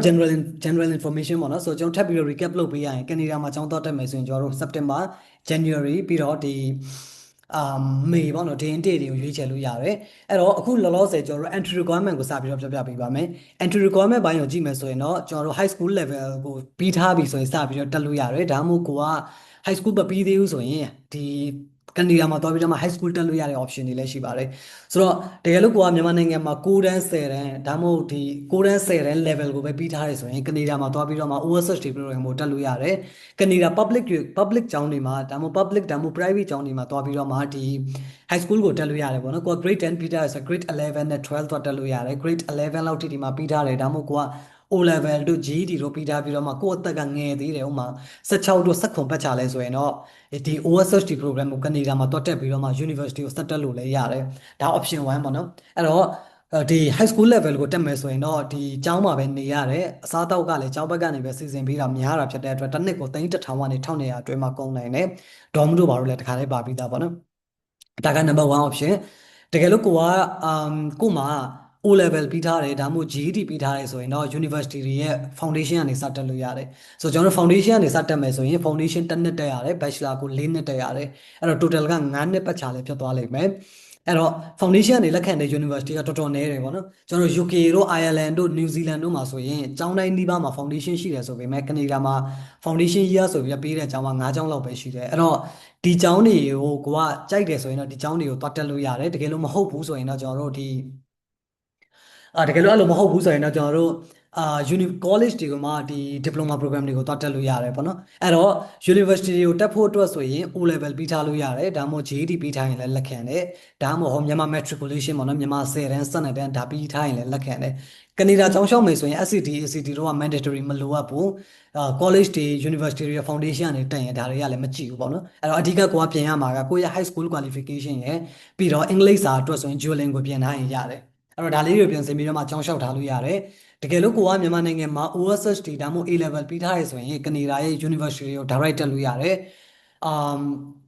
ကိုရဲ့ဒီအမှတ်ပေါ်မူတည်ပြီးတော့မှ university အများကြီးကိုရွေးချယ်လို့ရတယ်ပေါ့နော်ကနေဒါရဲ့ကျောင်းတိုင်းဒီပါကကျောင်းတိုင်းရဲ့ OSHD ကိုလက်ခံတယ် A level ဆိုလဲကျောင်းတိုင်းကလက်ခံတယ်အဲ့တော့ minimum requirement ကတော့70%လောက်သွားတယ်။ကျောင်း middle tier လောက်ဆိုရင်65%နဲ့လည်းရတယ်။ဒါပေမဲ့ average ကကျတော့70%လောက်ရထားရတယ်။အဲ့လောက်ရထားရဆိုရင်တော့ကျောင်းစားလျှောက်လို့ရတယ်။ကိုယ့်ရဲ့အမှတ်တွေက85 to 90 average ရှိတယ်ဆိုရင်တော့ scholarship တွေလည်းပြန်ပြီးတော့လျှောက်လို့ရပါတယ်။အဲ့တော့အဲ့လိုရှိမဲ့တကယ်လို့ကိုကမြန်မာနိုင်ငံမှာ NCUK တို့လို foundation program ကိုပြီးထားတယ်ဆိုရင်တော့တချို့ကျောင်းတွေက NCUK ကနေလက်ခံပေးတာရှိတယ်ကျွန်တော်တို့နဲ့ consultation ယူလို့ရတယ်အဲ့ဒီ NCUK foundation ကနေလည်းကျွန်တော်တို့ထပ်ပြီးတော့ university တွေကိုတင်ပေးကြည့်လို့ရတယ်အဲ့တော့ main အဓိကလက်ခံတာကတော့သူက high school ကိုလက်ခံတယ်ဒါမှမဟုတ် A level OSHT ကိုလက်ခံတယ် IB ကိုလက်ခံတယ်တကယ်လို့ကိုကဒီမြန်မာနိုင်ငံမှာ HND တို့ NCC တို့ကို level 5 free ထားတယ် top up ပြနိုင်လားဆိုရင်တော့ကနေဒါမှာတော့ top up system မသွားဘူးအဲ့တော့ top up ကတော့မရနိုင်ဘူးပေါ့နော်ဒါပေမဲ့ဒီနားမှာอืมဒီမှာမပါဘူးတဲ့ကနေဒါမှာကျောင်းတချို့ကျောင်းတွေရှိရပါတော့တချို့ကျောင်းတွေက year 3 and 3ပြီးတတ်တယ်အဲ့တော့ကိုက HND NCC level 5ပြီးထားတဲ့ကျောင်းသား10တန်းကိုလည်းပြီးထားတယ်ဆိုရင်တော့ကျွန်တော်တို့ဒီyear 3ကိုရှောက်ကြည့်လို့ရတယ် year 3ရသွားပြီဆိုတော့နှစ်ပဲတက်ပြီးတော့မှ bachelor ကိုယူလို့ရတယ်ပေါ့နော်ဘာလို့တစ်နှစ် system မသွားလဲဆိုတော့နောက်ထပ်တစ်ချက်ကကြတော့တစ်နှစ်ပဲတက်တယ်ဆိုရင် post study work visa လည်းတစ်နှစ်ပဲရတယ်အဲ့တော့အမှ post study work visa မှာ study duration ကမပြည့်ဘူးဆိုရင်လည်း post study work visa မရနိုင်တာဖြစ်တဲ့အတွက်သူတို့ကနောက်ဆုံးတစ်နှစ် top up system ကိုတော့မသွားဘူးသွားလို့ရတယ်ဆိုတော့အကြောင်းနေရှိရင်တော့မကိုအနေနဲ့ဒီ PGWB ကိစ္စကိုချုပ်ပြီးတော့မေးတင်တယ်ပေါ့နော်အဲ့တော့ပုံမှန်ကတော့ credit transfer ကို try ကြည့်လို့ရတယ်အာအစအနေပြန်တက်ရတာတော့ပို့ပြီးတော့များတယ်ကနေကတော့အဲ့ဒါလိုမျိုးရှိမှတော့ HND NCC တက်ထားတဲ့ကျောင်းသားတွေဆိုရင်တော့အကောင်းဆုံးအကြံကတော့မြန်မာမှာပဲပြီးအောင် bachelor ကိုတက်လိုက်ပြီးတော့မှ master သွားလိုက်တာပိုကောင်းတယ် UK ရဲ့ top up ကိုမြန်မာနိုင်ငံမှာ3နှစ် bachelor ပြီးတယ်ဆိုရင်လည်းဒီကနေဒါအကြောင်းတွေမှာ master direct ရှောက်လို့ရတယ်အဲ့တော့ဒီ master ဝင်ခွင့်မရမှာရန်စိတ်ပူစရာမလိုဘူးကိုယ့်ရဲ့ grade တွေကို first class honors ပေါ့နော် first class လောက်ရအောင်ဖြည့်ပြီးတော့မှသွားလို့ရတယ်အဲ့လိုရှိမယ်တကယ်လို့ကိုကမြန်မာနိုင်ငံမှာဒီအဝေးသင် bachelor ပြီးထားတဲ့ကျောင်းသားမျိုးဒါမှမဟုတ်အဝေးသင်ကိုပထမနှစ်ဒါမှမဟုတ်ဒုတိယနှစ်ထိပြီးထားတယ်ဆိုရင်တော့ bachelor direct လျှောက်လို့ရတယ် first year ကနေမြန်မာနိုင်ငံမှာဒီ university ကိုပြီးထားတယ်ဆိုရင်တော့ master လျှောက်လို့ရတယ်တကယ်လို့ကိုကအဝေးသင်ပြီးထားတယ်ကိုသွားမဲ့ subject နဲ့ကိုပြီးထားတဲ့အနေကမကိုက်ဘူးဆိုရင်တော့ခုနကတော့ကျွန်တော်ပြောခဲ့တဲ့ဒီ graduate certificate တွေပေါ့နော်ဒီလိုမျိုးဒီဟုတ်တော့လေကျွန်တော် graduate certificate ဆိုတဲ့ program တွေကိုသွားလို့ရတယ်တကယ်လို့ဒီ graduate diploma PG diploma ပေါ့နော်ဒီ program တွေကိုသွားလို့ရတယ်တကယ်လို့ကိုကဒီမြန်မာနိုင်ငံမှာ day နဲ့ bachelor ကိုပြီးထားတယ်4 years bachelor ပြီးထားတယ်ဆိုရင်တော့ master တစ်ရိုက်လျှောက်လို့ရတယ်ကိုယ့်ရဲ့အမှတ်ပေါ်တော့အများကြီးမူတည်တယ်အဲ့တော့အမှတ်လို့ပြောတဲ့အချိန်ကျရင်ကျွန်တော်တို့ဒီမြန်မာနိုင်ငံ system UK system နဲ့ direct ပြောလို့မရဘူးကနေဒါမှာကျတော့သူ့ system သူရှိတာဖြစ်တဲ့အတွက်ကျောင်းတွေကသူတို့ရဲ့ဒီ Canadian equivalency ရပြန်ပြီးတော့ mapping လုပ်တယ် mapping လုပ်ပြီးတော့မှကိုယ့်ရဲ့အမှတ်ကသူတို့သတ်မှတ်ထားတဲ့2.5 to 2.70 meter ဆိုရင်တော့ master direct ဝင်ခွင့်ပေးလို့ရှိတယ်အဲ့တော့ဒါတော့ general requirement ပေါ့နော်ပြီးရင်နောက်ထပ်တစ်ခုကျွန်တော်တို့အမေရိကန်ရဆုံးကဒီအင်္ဂလိပ်စာနဲ့ပတ်သက်ပြီးတော့မှဝေဘာရနိုင်လားဆိုပြီးတော့မေးကြတယ်အဲ့တော့ဒီကနေဒါရဲ့ education system မှာကျတော့အင်္ဂလိပ်စာဝေဘာပေးတယ်ဆိုပေမဲ့တကယ် UK တို့မှာ fully degree တတ်ထားတယ်ဒါမှမဟုတ်အာစင်ကာပူတို့မှာဒီ3နှစ်လုံး4နှစ်လုံးအဲ့လို degree ပြီးထားတဲ့ကျောင်းသားတွေလောက်ပဲဝေဘာရတယ်မြန်မာနိုင်ငံကနေဒီHND NCC ကပြီး top up တက်ထားတယ်အဲ့လိုကျောင်းသားတွေဒါမှမဟုတ်ထိုင်းတို့ဘာတို့မှာ bachelor ပြီးထားတယ်ဆိုရင်တော့အင်္ဂလိပ်စာဝေဘာမရတာများတယ်အဲအကြောင်းမလို့ကျွန်တော်တို့ကကျောင်းစာလျှောက်ကြတဲ့ IELTS ဒါမှမဟုတ် Duolingo ဖြေဖို့အတွက်အကြံပေးဖြစ်တယ်အဲ့တော့အင်္ဂလိပ်စာကတော့မဖြစ်မနေလိုတယ်လို့ပြောလို့ရတယ်ကနေဒါတချို့သောကျောင်းတွေပေါ့နော်မှာ University of Windsor တို့လိုကျောင်းတွေကတော့ဝေဘာပေးနိုင်တယ်ဆိုပေမဲ့အင်္ဂလိပ်စာဖြေလိုက်တယ်ဆိုရင်တော့ကိုယ့်ရဲ့ visa application ကလည်းပို့ပြီးတော့ strong ဖြစ်နိုင်တယ်ပေါ့နော်ဆိုတော့ဒါကတော့ကျွန်တော်တို့ general requirement တွေရှိမယ် um ကျောင်းလျှောက်ဖို့အတွက်ဆိုရင်တော့ document တွေအများကြီးတော့မလိုဘူးပေါ့နော်ကနေဒါကျောင်းလျှောက်မယ်ဆိုရင်အများကြီးတော့မလိုဘူးကျွန်တော်တို့ IELTS ရှိမယ်ပြီးရင်ဒီခုနကတော့ပြောတဲ့ academic document တွေရှိမယ် academic document ထဲမှာဆိုရင်ကိုယ့်ရဲ့ high school ပြီးထားရဆိုရင် high school university ပြီးထားရဆို university transcript တွေလိုတယ်ဒါတွေနဲ့ကျွန်တော်တို့ကျောင်းလျှောက်လို့ရတယ်ပြီးရင်ကျွန်တော်တို့ recommendation letter လိုတယ်ပေါ့နော်ကျောင်းလျှောက်တဲ့အချိန်ကျရင် recommendation letter လိုတယ် recommendation letter ပြင်ဆင်တဲ့အချိန်ကျရင်လည်းကိုယ့်ရဲ့ဆရာဆရာမတယောက်ယောက်စီကတောင်းလို့ရတယ်အဲ့တော့ပုံမှန် bachelor လျှောက်မယ်ဆိုရင်တော့တစ်စောင်လောက်နဲ့ရတယ်ဒါပေမဲ့နှစ်ဆောင်ဆိုရင်တော့ပို့ပြီးတော့ကောင်းတယ်ပေါ့နော်အဲ့တော့ကိုကကျောင်းလျှောက်မယ်ဆိုရင်ဒီ high school qualification တွေအင်္ဂလိပ်စာဖြေထားတဲ့ result တွေ passport copy တွေ CV resume ပြီးရင် recommendation letter ဒါလေးတွေကိုပြည့်ပြည့်စုံစုံပြင်ဆင်ပြီးတော့မှပဲကျောင်းလျှောက်မယ်ဆိုရင်ကျောင်းလျှောက်ပြီးနှစ်ပတ်ကနေတစ်လအတွင်း offer letter ရတယ်ပြီးရင်တော့ကျွန်တော်တို့ visa process ကိုစပြီးတော့ run လို့ရပါတယ်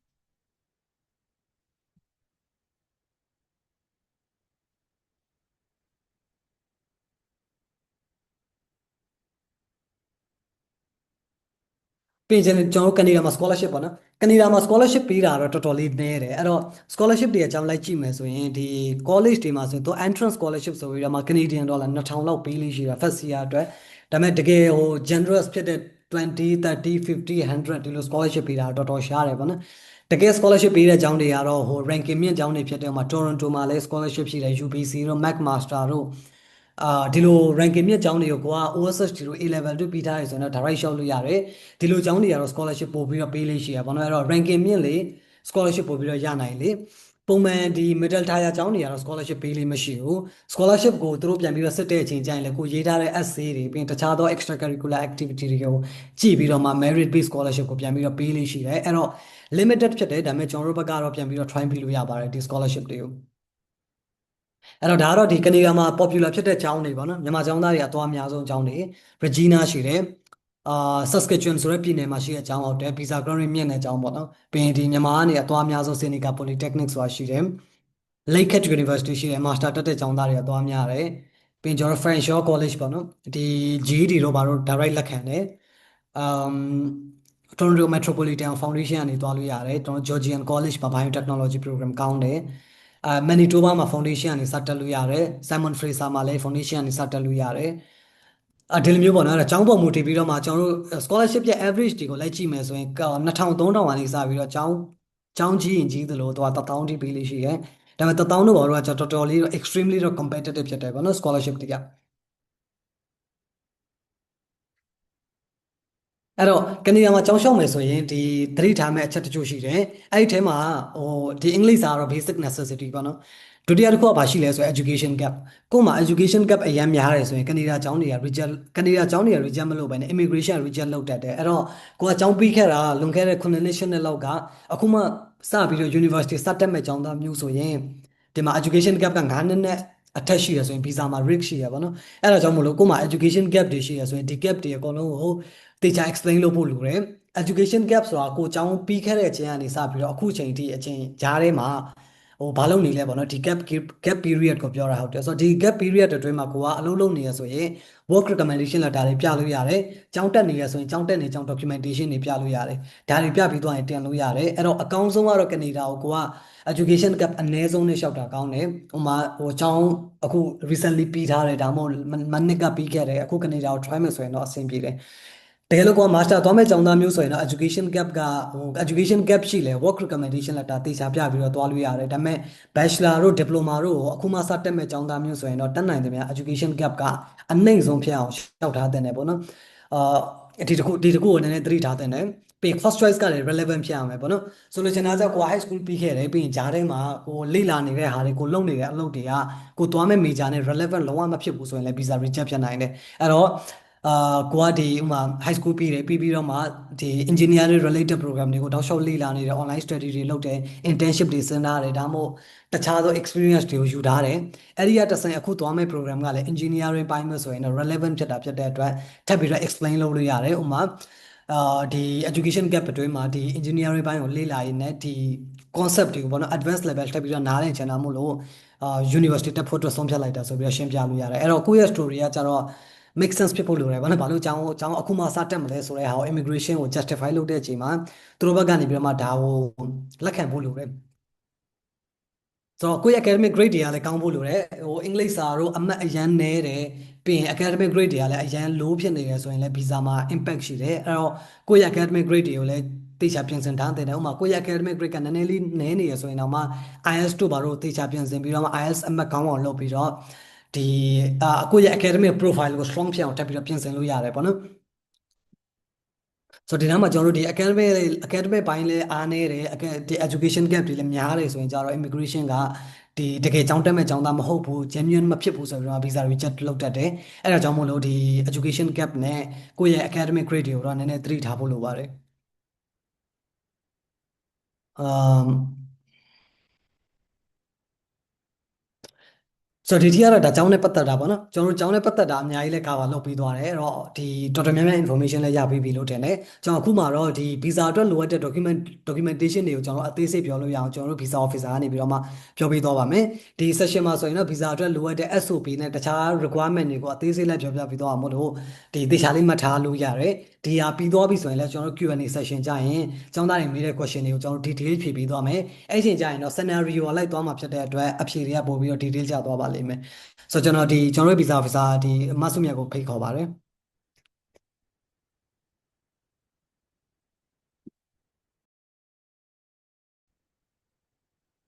အားလုံးပဲမင်္ဂလာပါအမကတော့ Nate Supply ရဲ့ Visa Officer ဖြစ်ပါတယ်ဒီနေ့မှာတော့အမ Visa အကြောင်းလေးဆွေးနွေးပေးမှာပေါ့နော်အားလုံးထင်နေကြတဲ့အတိုင်း Canada Student Visa ကမြန်မာကျောင်းသားတွေကိုမပေးတော့ဘူးဆိုတာဟုတ်လားအဲ့ topic လေးကိုဒီနေ့ဆွေးနွေးပေးမှာဖြစ်ပါတယ်မြန်မာကျောင်းသားတွေကို Canada Student Visa မပေးတာတော့မဟုတ်ဘူးဒီလထဲမှာဆိုလို့ရှိရင်လည်းမြန်မာကျောင်းသားရဲ့ Canada Student Visa ရတာတွေအများကြီးရှိတယ်ဒီအမတို့ Nate Supply ဆိုလို့ရှိရင်လည်း Canada Student Visa Grant Rate က 70% အထက်ရှိရပေါ့နော်ဆိုတော့ Visa ရဖို့အတွက်အရေးကြီးတဲ့အချက်၅ချက်အတွက်အမဒီနေ့ပြောပြပေးမယ်နံပါတ်1ကတော့ SOP ပေါ့နော် SOP ကိုကြည့်ပြီးတော့70%လောက်ထိ Visa Result ကိုထုတ်ပေးတာပေါ့နော်အဲ့တော့ဒီ SOP ကိုဒီကျောင်းသားတွေအများဘယ်လိုပြောရမလဲဒီကျောင်းသားတွေမှားကြတာကတော့ personal statement နဲ့မှားကြတယ်ပေါ့နော်ဒီ personal statement မလုံးဝမဟုတ်ဘူး SOP ကကြတော့ဒီစာမျက်နှာ10ရွက်လောက်တော့အနည်းဆုံးရေးရတယ်ပေါ့နော် SOP မှာဆိုလို့ရှိရင်တော့ဒီဘာလို့ဒီကျောင်းကိုရွေးရလဲဘာလို့ဒီ major ရွေးရလဲဘာလို့ဒီနိုင်ငံကိုရွေးရလဲဆိုတာလေးကိုတေချာလေးရှင်းပြပေးဖို့လိုမယ်အဓိကတော့ဘာလို့ကနေဒါလဲပေါ့နော်ဒီကနေဒါကိုဒီကိုကဘာလို့ကနေဒါကိုရွေးရလဲဒီကနေဒါကိုရွေးတဲ့အခါမှာဒီတခြားဒီနိုင်ငံကြီးတွေဖြစ်တဲ့ Ireland နဲ့ Germany, New Zealand စတဲ့နိုင်ငံတွေနဲ့ compare လုပ်ပြီးတော့တေချာလေးရှင်းပြပေးဖို့လိုတယ်ပြီးတော့ဒီဘာလို့ဒီကျောင်းအောင်ရွေးရလဲပေါ့နော်ကိုက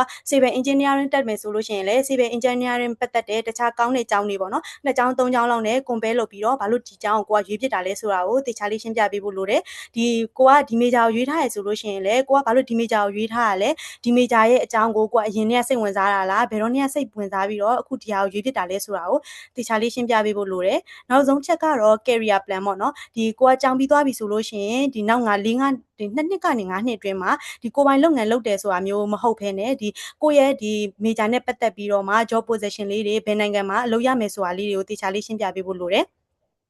နံပါတ်2ချက်ကတော့ education gap ပေါ့နော်ကိုက9နှစ်လောက်ထိဒီ အခုအရင်ကအကြောင်းပြီးထားတယ်အခု9နှစ်လောက်နေမှဒီအကြောင်းပြန်တက်တယ်ဆိုလို့ရှိရင်တော့ education gap ကအများများနေပြီပေါ့နော်အဲ့တော့ဒီ education gap ဒီကြားထဲမှာဒီ9နှစ်အတွင်းမှာကိုကဒီသင်တန်းတွေတက်နေရပဲဖြစ်ဖြစ်အကြောင်းတွေတက်နေရပဲဖြစ်ဖြစ်ကိုဘာလုပ်နေရလဲဆိုတာလေတေချာလေးရှင်းပြပေးဖို့လိုမယ်ဒီအကြောင်းတွေတက်ထားတယ်သင်တန်းတွေတက်ခုရှိထားရဆိုလို့ရှိရင်လည်းဒီ certificate လေးပြပေးဖို့လိုမယ်ပေါ့နော်နံပါတ်3ချက်ကတော့ bank statement ဒီ bank statement က6လစာပြပေးရမယ်6လစာပြပဲဆိုရင်ဒီကိုယ့်ရဲ့ဒီရှိရဲ့6လစာအတိုင်းကိုဒီတိုင်းပြလိုက်ဖို့တော့မရဘူးဘာဖြစ်လဲဆိုတော့တချို့ចောင်းသားတွေကြတော့လေဒီမိဘလုပ်ငန်းလုပ်နေရဆိုလို့ရှိရင်ငွေဝင်ထက်တွေရမ်းများတယ်ပေါ့နော်အဲ့တော့ဒီတစ်ခါတည်းဝင်ထားတာ300အထက်ဆိုလို့ရှိရင်လည်းအမတို့တေချာလေး explain လုပ်ဖို့အကြံပေးတယ်နံပါတ်4ချက်ကတော့ source of income ပေါ့နော်ကိုမိဘဒီကို sponsor ပေးတဲ့မိဘကကိုပိုင်လုပ်ငန်းလုပ်တယ်ဆိုလို့ရှိရင်လည်းလုပ်ငန်း license တွေအခွန်ဆောင်ထားတဲ့ tax တွေပြပေးဖို့လိုတယ်တကယ်လို့ကိုမိဘကကိုပိုင်လုပ်ငန်းလုပ်တာမဟုတ်ဘူးဝန်ထမ်းဆိုလို့ရှိရင်လည်းဒီ work recommendation တွေ pay slip တွေကိုတေချာလေးရှင်းပြပေးဖို့လိုမယ်နော်နံပါတ်5ချက်ကတော့ home တိုင်းနဲ့ဒီ property ပေါ့နော်ဒီကိုယ့်ရဲ့ property ဆိုလို့ရှိရင်လည်းအိမ်ချမ်းမြေကားတွေပြပေးဖို့လိုတယ်ဒီအိမ်ချမ်းမြေတွေမှာဆိုလို့ရှိရင်အမည်ပေါက်ဆိုလို့ရှိရင် grant ပြပေးဖို့လိုတယ်အမည်ပေါက်မဟုတ်ဘူးဆိုလို့ရှိရင်လည်းဒီအယောင်းဝယ်စာချုပ်လေးတွေပြပေးဖို့ရတယ်ပေါ့နော်ဒီဟာလေးတွေကိုများများပြပေးခြင်းအပြင်ကိုက home တိုင်းမှာပို့ပြီးတော့ strong ဖြစ်စေတယ် home တိုင်းကိုလည်းဒီ SOP မှာမတို့တေချာလေးရှင်းပြပေးရမယ်ပေါ့နော်ဒီ home တိုင်းကမှာဘာတွေပါမလဲဆိုလို့ရှိရင်ကိုကအငယ်ဆုံးဆိုလို့ရှိရင်လည်းဒီမိဘတွေအသက်ကြီးလာလို့ရှိရင်ပြန်ပြီးတော့တာဝန်ယူဖို့responsible အပြည့်ရှိတယ်ဆိုတာမျိုးပေါ့နော်ဒီအိမ်ချမ်းမြေတွေတေချာပြပေးရဖြစ်တဲ့အတွက်ကြောင့်မြန်မာနိုင်ငံမှာပိုင်ဆိုင်မှုတွေရှိတာဖြစ်တဲ့အတွက်ကြောင့်ငါနိုင်ငံကအကြောင်းပြတာနဲ့ပြန်မယ်ဆိုတာမျိုးလေးကိုတေချာလေးရှင်းပြပေးဖို့လိုတယ်ဒါကတော့ visa အတွက်အရန်အရေးကြီးတဲ့အချက်5ချက်ဖြစ်တယ်ဒီနောက်ဆုံးအနေနဲ့ Canada Student Visa ကဘယ်လိုတင်ရလဲဆိုတာလေးကိုရှင်းပြပေးမယ်နော် Canada Student Visa တင်ဖို့အတွက်ကကြတော့ဒီ embassy တွေကိုသွားစရာမလိုဘူးဒီကိုယ့်ရဲ့ document တွေကို IRCC portal ကနေပြီးတော့မှပဲ visa တင်လိုက်လို့ရတယ်ဒီနောက်ရက်ကြလို့ရှိရင် visa တင်ပြီးနောက်ရက်မှာဒီ biometric အတွက်ဒီ file တွေကြလာမယ်ပေါ့နော်ကိုအကြမှာ biometric ကို VFS မှာကိုတင်တဲ့နိုင်ငံရဲ့ VFS မှာသွားပြီးတော့ biometric လုပ်ပေးရင်ရပြီနော်ဆိုတော့ဒါလေးတွေကတော့ visa အတွက်လိုအပ်တဲ့အသေးစိတ်ချက်လက်လေးတွေပါဒီနောက်ပြီးတော့အခုကတော့ကိုရိုဟီက question and answer session လေးကိုဆက်သွားမှာဖြစ်တဲ့အတွက်ကျေးဇူးတင်ပါတယ်ရှင်ဆိုတော့ကျွန်တော်တို့ဒီ next session အနေနဲ့ Q&A session ကိုသွားပြပါမယ်ဆို Q&A session မှာတော့ကျွန်တော်ပထမဆုံးအနေနဲ့ဒီကျွန်တော်ကို register လုပ်တော့မေးထားတဲ့ question လေးတွေကိုကြိုပြီးတော့ဖြေပေးချင်ပါတယ်ဒါကြောင့်မလို့ဒီ Zoom ကလူတွေကတော့ခဏလေးစောင့်ပေးပါပါနော်ဆိုတော့ကျွန်တော်တို့ဒီတဲ့ question တွေဖြေပြီးသွားရင် maybe ကိုယ့် question ကတခါလဲ answer ဖြစ်ပြီးသားလည်းဖြစ်သွားနိုင်တယ်ပေါ့နော်အဲ့တော့နှစ်ထပ်လည်းမဖြစ်တော့အဲ့တော့ဒီနားမှာကနေဒါမှာပဲ subject တွေ study လုပ်လို့ရလဲဆိုပြီးပြောထားတွေ့တယ်ကနေဒါမှာတော့ subject အများစုတက်လို့ရတယ်ပေါ့နော်ဒီကနေဒါမှာတက်လို့မရတာကကနေဒါမှာတက်လို့မရတာမဟုတ်ဘဲနဲ့ကနေဒါမှာတက်ဖို့နည်းနည်းခက်တာじゃ law နဲ့ medicine ရှိတယ် medicine ကကြတော့ master level မှာမှတက်ရတယ် bachelor degree တခုရှိထားဖို့လိုတယ်ပြီးရင် MCAT ဖြေဖို့လိုတယ်ကနေဒါရဲ့ medical ကျောင်းတွေကextremely competitive ဖြစ်တာဖြစ်တဲ့အတွက် medicine ဘိုင်းဆိုရင်တော့ကနေဒါကိုမစဉ်းစားသင့်ဘူးပေါ့နော်စဉ်းစားမယ်ဆိုရင်လည်းကိုယ့်ရဲ့ဒီဘယ်လိုပြောမလဲ academic journey ကတော်တော်လေးကိုရှည်သွားနိုင်တယ် bachelor ပြီးမယ် MCAT ဖြေမယ် medicine တက်မယ်4နှစ်ကျော်ဆိုတော့တော်တော်ရှည်တယ်အဲ့တော့အဲ့တစ်ခုကတော့ limited ဖြစ်တယ် law ဆိုရင်လည်းဒီ bachelor ပြီးရမယ်ပေါ့နော် bachelor မှာ economic တို့ political science တို့ဒီလို related program တွေကိုတက်ပြီးသွားရင် law ကို master level မှာတက်ရတာများတယ်အဲ့တော့အဲ့လိုမျိုးဒီနှစ်ခုကလွယ်ရင်တော့ channel program အကုန်လုံးရနိုင်တယ် college diploma ဆိုရင်တော့college diploma ဆိုရင်တော့ကျွန်တော်ရှေ့မှာပြောခဲ့သလို PGWP ရမယ့်ရကြည့်ရတာဖြစ်တဲ့အတွက် program limitation ကတော့ရှိတယ်ဒါပေမဲ့ bachelor မှာဆိုရင်အကုန်တက်လို့ရတယ်ကနေဒါမှာနောက်ထပ်အားသာတဲ့တစ်ချက်ပါရှိလဲဆိုရင် double major ယူလို့ရတယ်ပေါ့နော်ဥပမာဒီ economic နဲ့ data science ယူတာတော့ math နဲ့ economic ယူတာတော့ဒီလိုမျိုး combine လုပ်ပြီးတော့မှထပ်ပြီးတော့ယူလို့ရတယ် concentration တွေကို specialize လုပ်လို့ရတယ်ပေါ့နော်အဲ့တော့အဲ့တခုကတော့ကနေဒါရဲ့ကောင်းတဲ့တစ်ချက်လို့ပြောလို့ရတယ်နောက်တစ်ခုကမေးထားတာဒီ GD နဲ့ University တွေလျှောက်လို့ရလားဆိုပြီးမေးထားတွေ့တယ် GD နဲ့ University တွေလျှောက်လို့ရတယ်ဒီ college တွေကနေ sorry foundation ရကနေစတက်ရတာများတယ်ဒါပေမဲ့တချို့ကျောင်းတွေကလည်း GED plus SCT ပြီးတိုင်း University ကိုဝင်ခွင့်ပေးတာရှိရပါတော့အဲ့တော့ GED ကတော့ sufficient ဖြစ်တယ် GED နဲ့ကျောင်းတွေကိုလျှောက်လို့ရပါတယ်ကနေဒါမှာကျောင်းတက်ဖို့ဘာတွေလိုအပ်လဲတဲ့ဆိုကနေဒါမှာကျောင်းတက်ဖို့ကတော့ကျွန်တော်ရှိမှာပြောခဲ့လို့ high school မဖြစ်မနေရှိရမယ် high school မရှိဘူးဆိုရင်တော့ high school ပြန်သွားတက်ရလိမ့်မယ်ပေါ့နော်အဲ့ဒါ high school ရှိရမယ် plus English စာတစ်ခုခုပြီးရင် recommendation letter passport CV motivation letter ဒါတွေပါပဲဆိုတော့ basic document တွေလောက်ပဲလိုတယ်အများကြီးဒီ volunteer လုပ်ထားတဲ့စာရွက်စာတမ်းတွေ certificate တွေအများကြီးပြင်ဆင်စရာတော့မလိုပါဘူးဆိုတော့ကျတော့ merit ကိုအဓိကကြည့်တဲ့နိုင်ငံဖြစ်တဲ့အတွက်ဝင်ခွင့်ပိုင်းကတော့လွယ်တယ်လို့ပြောလို့ရတယ်အာ civil engineer ရဲ့အတွက်ဒီတစ်နှစ်ကိုကနေဒီယံဒေါ်လာ4000အောက်မှာဘယ်ကျောင်းတွေကကောင်းလဲဆိုရင်မိထားတွေ့တယ်အဲ့တော့ civil engineering ပိုင်းမှာ4000အောက်မှာတက်မယ်ဆိုရင်တော့ဒီ Toronto တို့ပြီးရင် Toronto မှာရှိတဲ့ကျောင်းတွေ BC မှာရှိတဲ့ကျောင်းတွေဒါမှမဟုတ် Manitoba ဘက်ကကျောင်းတွေကိုစဉ်းစားကြည့်လို့ရတယ်အဲ့တော့ university ကတော့အများကြီးရှိရပါတော့။မှာ Manitoba တို့ရှိတယ်ဒါမှမဟုတ်ဒီဘက်မှာဆိုရင်ဒီအမ်တိုရွန်တိုမှာဆိုရင်တော့ Windsor တို့ Lake Cat တို့ပြီးရင်တခြားကျောင်းတွေကိုထပ်ပြီးတော့ရွေးလို့ရပါတယ်အဲ့တော့ University option ကတော့အများကြီးရှိတယ်ကျွန်တော်တို့နဲ့ consultation လုပ်ပြီးတော့မှ uni တွေကိုထပ်ပြီးတော့ရွေးလို့လည်းရပါတယ်ကနေဒါမှာ law master program အတွက်ဒီထပ်ပြီးတော့သိချင်တယ်ပြီးရင် job opportunity ကြည့်ချင်တယ်ဆိုပြီးမိထားတွေ့တယ်အဲ့တော့ law နဲ့ပတ်သက်ပြီးကတော့ကျွန်တော်တို့မှာသွားတဲ့ကျောင်းသားတွေတော်တော်နည်းတယ်ပေါ့နော်အဲ့တော့ application ကတော့နည်းနည်းလေး new ဖြစ်နိုင်တာဖြစ်တဲ့အတွက်ကျွန်တော်တို့ direct ဆက်သွယ်ပြီးတော့မှဒီဟာအတွက် consultation ယူလို့ရပါတယ် ကနေဒါမှာ H&D IT background နဲ့ set up ဖို့ဆို tuition fee နဲ့ living expense ဘယ်လောက်ရှိနိုင်မလဲ job opportunity requirement နဲ့ဆိုကနေဒါမှာ H&D ရောမှာ level 5ကိုမှ IT နဲ့ပြီးထားတယ်။သွားတက်ချင်တယ်ဆိုရင် bachelor ကနေစတက်ရတာတော့ပို့ပြီးတော့များတယ်။ credit transfer ထွိုင်းချင်တဲ့ကျောင်းသားတွေအတွက်ကတော့ကျွန်တော်တို့ train ပေးမယ်ပေါ့နော်။ဆိုတော့အဲ့လို train ပြီးသွားလို့ဘယ်ကြီးရမလဲရတဲ့ကြီးရပေါ်မူတည်ပြီးတော့မှစတက်လို့ရတယ်။ကျောင်းသားခါကတော့ Canadian dollar 2000ကနေ4000အတွင်းမှာရှိတယ်။တချို့ကျောင်းတွေလည်း9000အတွင်းလဲသွားတယ်။အဲ့တော့ကိုက2000ကနေ4000အတွင်းသုံးမယ်ဆိုရင်တော့ကျောင်းကောင်းကောင်းမှာတက်လို့ရတယ်။ living expense ကတော့တစ်နှစ်ကို Canadian dollar 2000ထိသွားတယ်job opportunity ကတော့ကနေဒါက job opportunity အများဆုံးနိုင်ငံလို့ပြောလို့ရတယ်နိုင်ငံလေးကြီးတာဖြစ်တဲ့အတွက်မြို့တွေကိုထပ်ပြီးတော့ရွေးပြီးတော့လည်းအလုပ်တွေပြန်လျှောက်လို့ရတယ်အဲ့တော့အလုပ်ကန်ခွင့်လည်းကတော့ကောင်းမွန်တယ်လို့ပြောလို့ရတယ်ဘာလို့အခုကျွန်တော်တို့ပြောရှေ့မှာပြောခဲ့တဲ့နိုင်ငံတွေဥပမာ New Zealand တို့ဘာလို့နဲ့ရှိရင်ကနေဒါကတော့မှပို့ပြီးတော့ကောင်းနိုင်ပါတယ်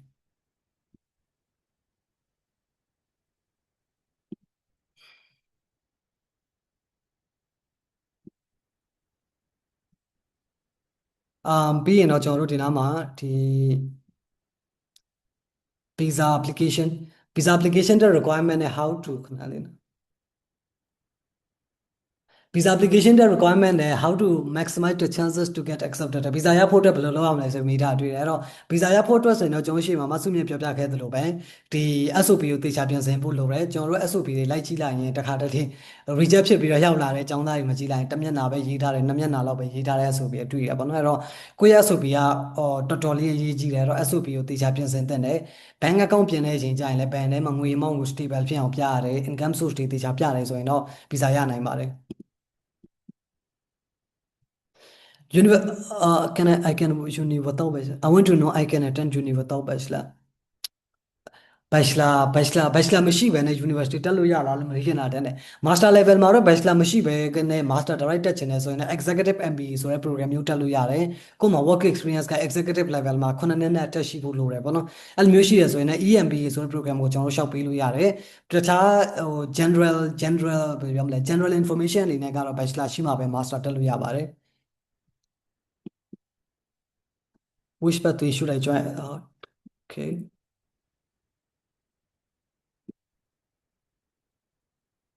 O level ဖြည့်ပြီးထားတဲ့ကလေးတယောက်အနေနဲ့ college နဲ့ A level ဘယ်ဟာဆက်သွားတင်လဲ scholarship ပြနိုင်ဖို့ကဘယ်လိုပြင်ဆင်မှုတွေလုပ်ကျောင်းသားမျိုးဆိုရင်တော့ကနေဒါမှာကျောင်းသွားတက်မယ်ဆိုရင်ကျွန်တော်အနေနဲ့အချိန်ပေးလို့ရသေးရင် A level ပြင်ဖို့အချိန်ပေးခြင်းတယ် A level ပြီးသွားပြီဆိုရင်တော့ university အများစုကိုသွားလို့ရတယ်ပေါ့နော် O level နဲ့ပဲဆိုရင်လက်ခံတဲ့ကျောင်းတွေကအရင် limited ဖြစ်တယ်ပြီးရင် scholarship တွေကလည်းမရနိုင်တော့ A level ဒါမှမဟုတ် OSST လေးကိုပြင်ဆင်ပြီးတော့မှသွားမယ်ဆိုရင်တော့ uni ကောင်းကောင်းလေးတက်လို့ရမယ် scholarship တွေလည်းပို့ပြီးတော့ရနိုင်ပါတယ် scholarship အတွက်ပြင်ဆင်စရာအများကြီးမရှိပါဘူးအဓိကကိုယ့်ရဲ့ grade တွေကိုပဲတေချာလေး grade တွေကိုပဲ focus လုပ်တိုင်းရတယ်ဘာလို့လဲတော့ grade လေးပဲကောင်းအောင်ကျွန်တော်အနေနဲ့ focus လုပ်စေချင်ပါတယ်ပြီးတော့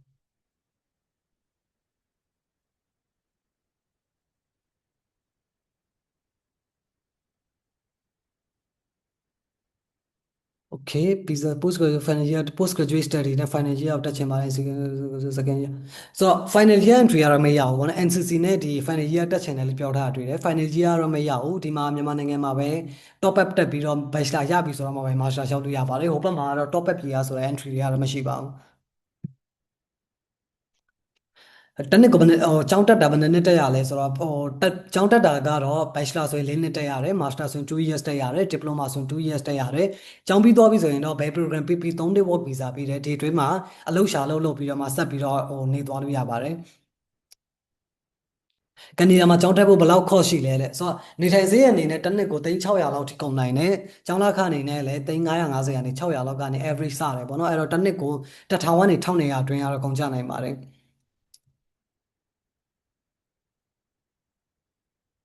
how much cost any part time job တဲ့ part time job ကတော့ရှင်းမှာပြောခဲ့သလိုပါနော်24နာရီတစ်ပတ်ကို24နာရီထိ part time လုပ်လို့ရတယ် part time job အနေနဲ့ကျောင်းပြင်ပမှာ cafeteria တို့ပြီးတခြားသောဒီကိုစိတ်ဝင်စားတဲ့ဒီ field လိုက်ကိုလိုက်ပြီးတော့ရှာကြည့်လို့ရတယ်ဒါမှမဟုတ်လည်းကျောင်းတွင်းမှာလည်းထပ်ပြီးတော့ part time လုပ်ကြည့်လို့ရပါတယ် computer science ကိုမှာ master တက်မယ်ဆိုရင် program အများကြီးရှိရပါတော့ master တက်မယ်ဆိုရင်ဒီ university တွေက high rank university အများဆိုတော့ research ကိုပို့ပြီးတော့သွားတယ်အဲ့တော့ဒီ master မှာဆိုရင်ကနေဒါမှာ master တက်မယ်ဆိုတော့ option နှစ်ခုရှိရပါတော့တစ်ခုက research သွားတယ်တစ်ခုက course work သွားတယ် research ပိုင်းသွားတဲ့ဟာဆိုရင်တော့ ranking မြင့်ကျောင်းတွေက research oriented ဖြစ်တယ် research ပိုင်းသွားဖို့ဆိုရင် GRE GMAT တို့ပြီးရင်ကိုမှဒီ research background တွေကိုယ့်ရဲ့ bachelor နဲ့ research component ပို့ပြီးတော့ပါဖို့လိုတယ်ကိုမှ research လုပ်ဖို့တဲ့ proposal လေးပိုင်းတေချာပြင်ဆင်ပြီးတော့မှရှောက်ရတယ်ပေါ့နော် တကယ်လို့ကိုက coursework ဘိုင်းကိုသွားမယ်ဆိုရင်တော့ uni တချို့မှာရှိတယ် computer science မဟုတ်ဘဲနဲ့ applying computing တို့ computer engineering တို့ဒီလို program တွေကပို့ပြီးတော့များတယ်အဲ့တော့ဒီ program တွေကိုကိုအနေနဲ့ရှောက်လို့ရတယ်ပေါ့နော် computer engineering program တို့လို့ရှောက်လို့ရတယ်အဲ့ချိန်ကျရင်တော့ GRE GMAT တို့ဘာလို့လဲမလို့တော့တယ်လို့ဒီ research background လည်းမလို့တော့ပါဘူး university အနေနဲ့ကတော့ဒီကျောင်းတွေကတော့အများကြီးရှိရပါတော့အဲ့ထဲကနေပြီးတော့မှကိုသွားချင်တဲ့မြို့အလိုက်ကိုရွေးချယ်လို့ရတယ်ဥပမာ Alberta ရွေးမလား Manitoba Saskatchewan BC Toronto ဒီ Ontario ဒီလိုနေရာနေပြီးတော့မှရွေးလို့ရတာဖြစ်တဲ့အတွက်ကျောင်းကတော့အများကြီးပဲအဲ့တော့ကျွန်တော်တို့ direct ဆက်သွယ်ပြီးတော့မှကျောင်းလေးတွေ list လေးလာတောင်းလို့ရပါတယ်ကျွန်တော်ပို့ပေးလိုက်ပါမယ်ဒီမှာဟယ်လိုနောက်တစ်ခုမြင်တာဟယ်လိုဟောလေခဏလေးစောင့်ပေးလို့ရလားဗျကျွန်တော်မိကုန်းဖြေပေးတစ်ချက်ပြောပေးမယ်ဗျအော်ဟုတ်ကဲ့ပါခင်ဗျာဟုတ်ဟုတ်ကဲ့ကဲ့ပါဟုတ်ကျေးဇူးပါဗျအမ်နောက်တစ်ခုကကြတော့ I'm interested in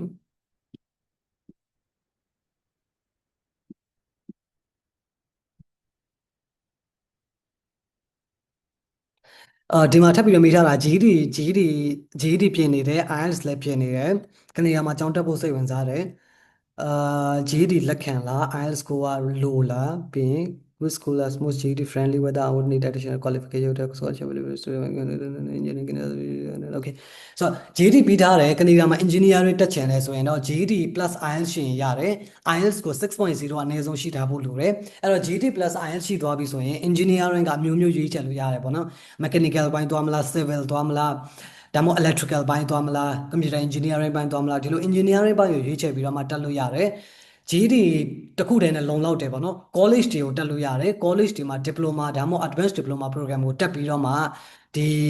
transfer အနေနဲ့ university ကိုဆက်ပြီးတော့တက်လို့ရတယ်အဲ့တော့ဒီ college diploma option သွားတာတော့ပို့ပြီးတော့ reasonable ဖြစ်တယ်တကယ်လို့ university ကိုသွားချင်တယ်ဆိုရင်တော့ university တွေက GED direct တော့လက်မခံဘူးအဲ့တော့ foundation year တက်ပြီးတော့မှသူတို့လက်ခံတဲ့အကြောင်းတွေကိုဆက်ပြီးတော့တက်လို့ရတယ်အဲ့တော့ပုံမှန်အဖြစ်ကတော့ college တွေကအကြောင်းသားတွေအသွားများတယ် college မှာက co-op လည်းတစ်ခါလေးပါတယ်ပေါ့နော်အဲ့တော့ကျောင်းတက်ရင်းနဲ့ internship လည်းတစ်ခါလေးလုပ်လို့ရတယ်ကျောင်းပြီးသွားရင်သူက transfer လုပ်မလားဒါမှမဟုတ် work visa 3နှစ်ယူမလားအဲ့ထဲက option တစ်ခုကိုရွေးပြီးတော့မှဆက်ပြီးတော့တက်လို့ရပါတယ်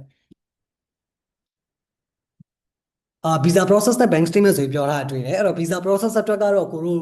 လိုအပ်ချက်တွေထဲမှာဒီကျောင်းလာခသွင်းရတယ်ကျောင်းလာခက1 semester ဒါမှမဟုတ်ဒီ deposit ဆိုပြီးတော့မှ Canadian dollar 2000ကနေ8000အတွင်းသွင်းရတယ်ဒါတွေသွင်းပြီးသွားပြီဆိုရင်တော့ကိုတို့ visa တင်လို့ရတယ် visa တင်တဲ့အချိန်ကျရင် visa processing ကတစ်လပတ်ချလဲသွားတယ်တခါတလေလဲဟို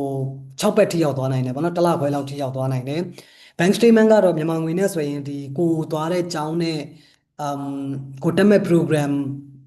နဲ့မြို့ပေါ်မူတည်ပြီးတော့မှတစ်နှစ်စာကျောင်းသားက plus living expense cover ဖြစ်တဲ့ပမာဏကိုပြရတယ်။ပုံမှန်ကျောင်းသားတွေကတော့တစ်နှစ်ဒီဘဏ်ထဲမှာ3500နဲ့2000အထိအနည်းဆုံးပြလိမ့်ရှိကြပါတယ်။ဒီ bank statement ကိုမှကိုက6လစာ bank statement ပြရတယ်ပေါ့နော်။ကနေဒါမှာ GED နဲ့ဆို Uni တန်းတက်လို့ရလား college တက်ရမှာလားနှစ်ခုလုံး scholarship ပေါ်လျှောက်လို့ရနိုင်လား show many ကအကုန်ပြန်ဘလောက်ကုန်လောက်လဲဆိုတော့ University တန်းတက်လို့မရဘူး college တွေကိုစပြီးတော့တက်လို့ရတယ် college တွေမှာတော့ scholarship ပေးတာ limited ဖြစ်တယ် entrance scholarship အနေနဲ့ Canadian dollar 2000 3000လောက်တော့ရှောက်လို့ရတယ်အဲ့တော့ scholarship ရတော့ခဲ့ရင်တော့ကျောင်းသားက16000ပတ်ချာလည်းဖြစ်သွားနိုင်တယ် show many ကတော့ရှေ့မှာပြောခဲ့သလိုပဲပြင်ဆင်ရပါတယ်ဗျ University Foundation Program for Nursing အမေထွေးဘော Nursing မိကြNursing အတွက်ဆိုရင်တော့ပုံမှန်အဖြစ်ဒီ Nursing အတွက်ဆိုရင်ဒီ Practical Nursing ဆိုပြီးတော့မှ College Diploma တွေရောအဓိကထားပြီးတက်လို့ရတယ်ဒီ Practical Nursing ဘိုင်းကိုပြီးသွားပြီဆိုရင်တော့ဒီ University ကိုဆက်ပြီးတော့သွားလို့ရတယ်ပေါ့နော် Nursing အတွက် Foundation ကတော့တော်တော် limited ဖြစ်တယ်အဲ့တော့ကိုက OSHD တို့ဘာလို့ပြီးထားတယ်ကိုကဒီ Science ဘိုင်းကိုပို့ပြီးစိတ်ဝင်စားရဲဆိုရင်တော့ University မှာဒီ Nursing Program ကိုတက်လို့ရပါတယ်Grade 12လည်းပြီးဒီ medical ဘိုင်းကိုသွားချင်တယ်လို့ပြောတာတွေ့တယ် Grade 12ပြီးသွားပြီဆိုရင်လည်းကနေဒါမှာ medical ဘိုင်းသွားချင်တယ်ဆိုရင် pre-med program တွေကိုတက်လို့ရတယ် pre-med stream ကိုသွားတဲ့ဒီ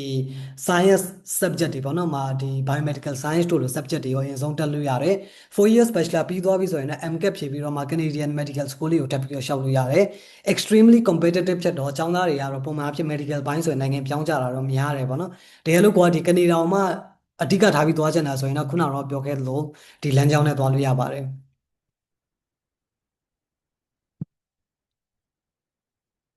ကနေဒါမှာ master တက်ဖို့စိတ်ဝင်စားတယ်ပြီးရင်ဒီ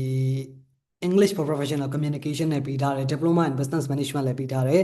Business ဘိုင်းစိတ်ဝင်စားတယ်ကိုယ့်ရဲ့ background နဲ့ master ရမရသိချင်တယ်ဘယ် field ကိုသွားလို့ရလဲအဲ့တော့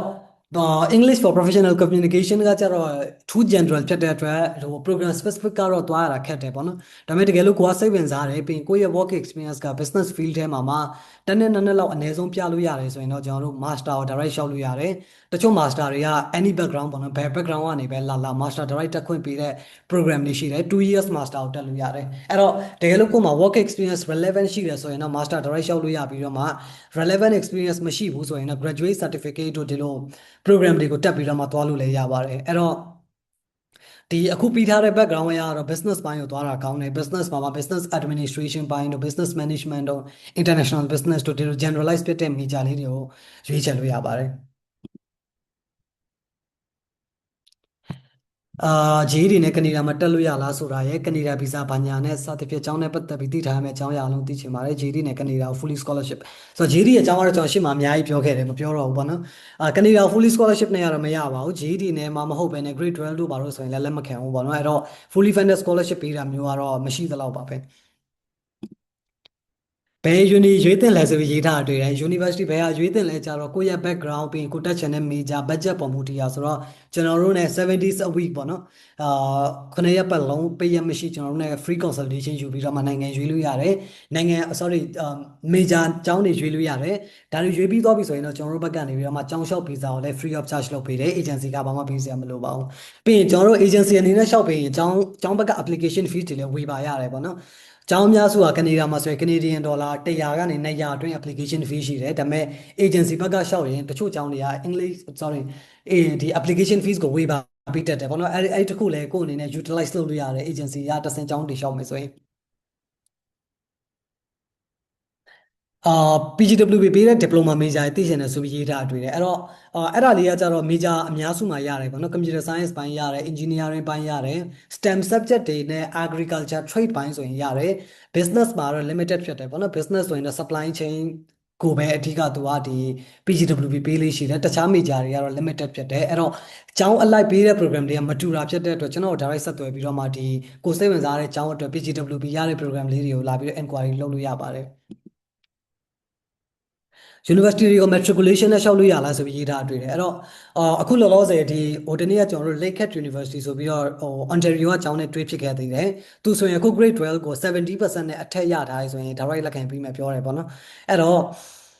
ဟိုကျောင်းတွေက grade 12ကိုစပြီးတော့အတိမပြုလာပြီဖြစ်တဲ့အတွက်ကျွန်တော်တို့စပြီးတော့ try ပေးလို့ရတယ်ကိုယ့်ရဲ့အမှတ်တွေက80%နဲ့အထက်ရှိရဆိုရင်တော့ကျွန်တော်တို့ uni တွေကိုစပြီးတော့ application fees ဝေပါရတဲ့ uni တွေကိုစပြီးတော့ကျွန်တော်တို့ဘက်က try ပေးလို့ရပါတယ်လုံးဝလက်ခံမယ်ဆိုပြီးအတိအကျပြောတဲ့ကျောင်းတွေကတော့နည်းတယ်ဆိုပေမဲ့ application fee ဝေပါရတယ်ဆိုရင်တော့ try ရတာဘာမှဟိုအချိန် waste မဖြစ်သွားဘူးပေါ့နော်အဲ့တော့ကျွန်တော်တို့ကတော့ college တွေလည်းရှောက် uni foundation လည်းရှောက် uni ကိုလည်းတခါတည်း parallelly လုပ်ပေးထားလို့ရပါတယ်အဲ့တော့အဲ့လိုမျိုးစိတ်ဝင်စားရဆိုရင်တော့ကျွန်တော်တို့ direct ဆက်သွယ်ထားလို့ရပါတယ်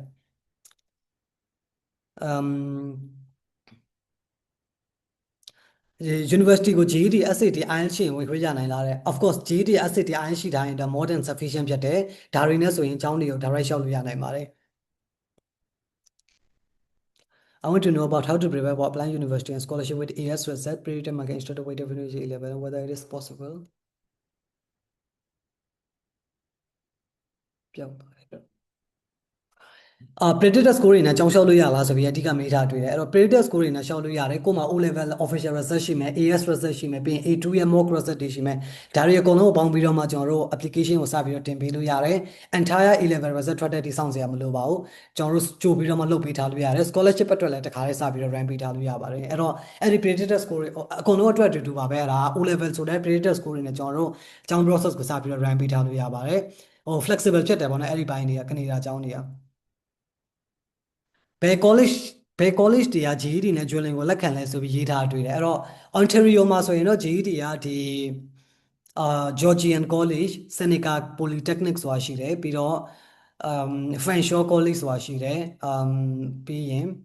အဲ့သုံးကျောင်းကတော့အဓိကလက်ခံတယ်ပေါ့နော်ပြီးရင်ကျွန်တော်တို့ Cambrian College ဆိုတာရှိတယ်ပြီးရင် SAIT ကိုရှောက်ကြည့်လို့ရတယ်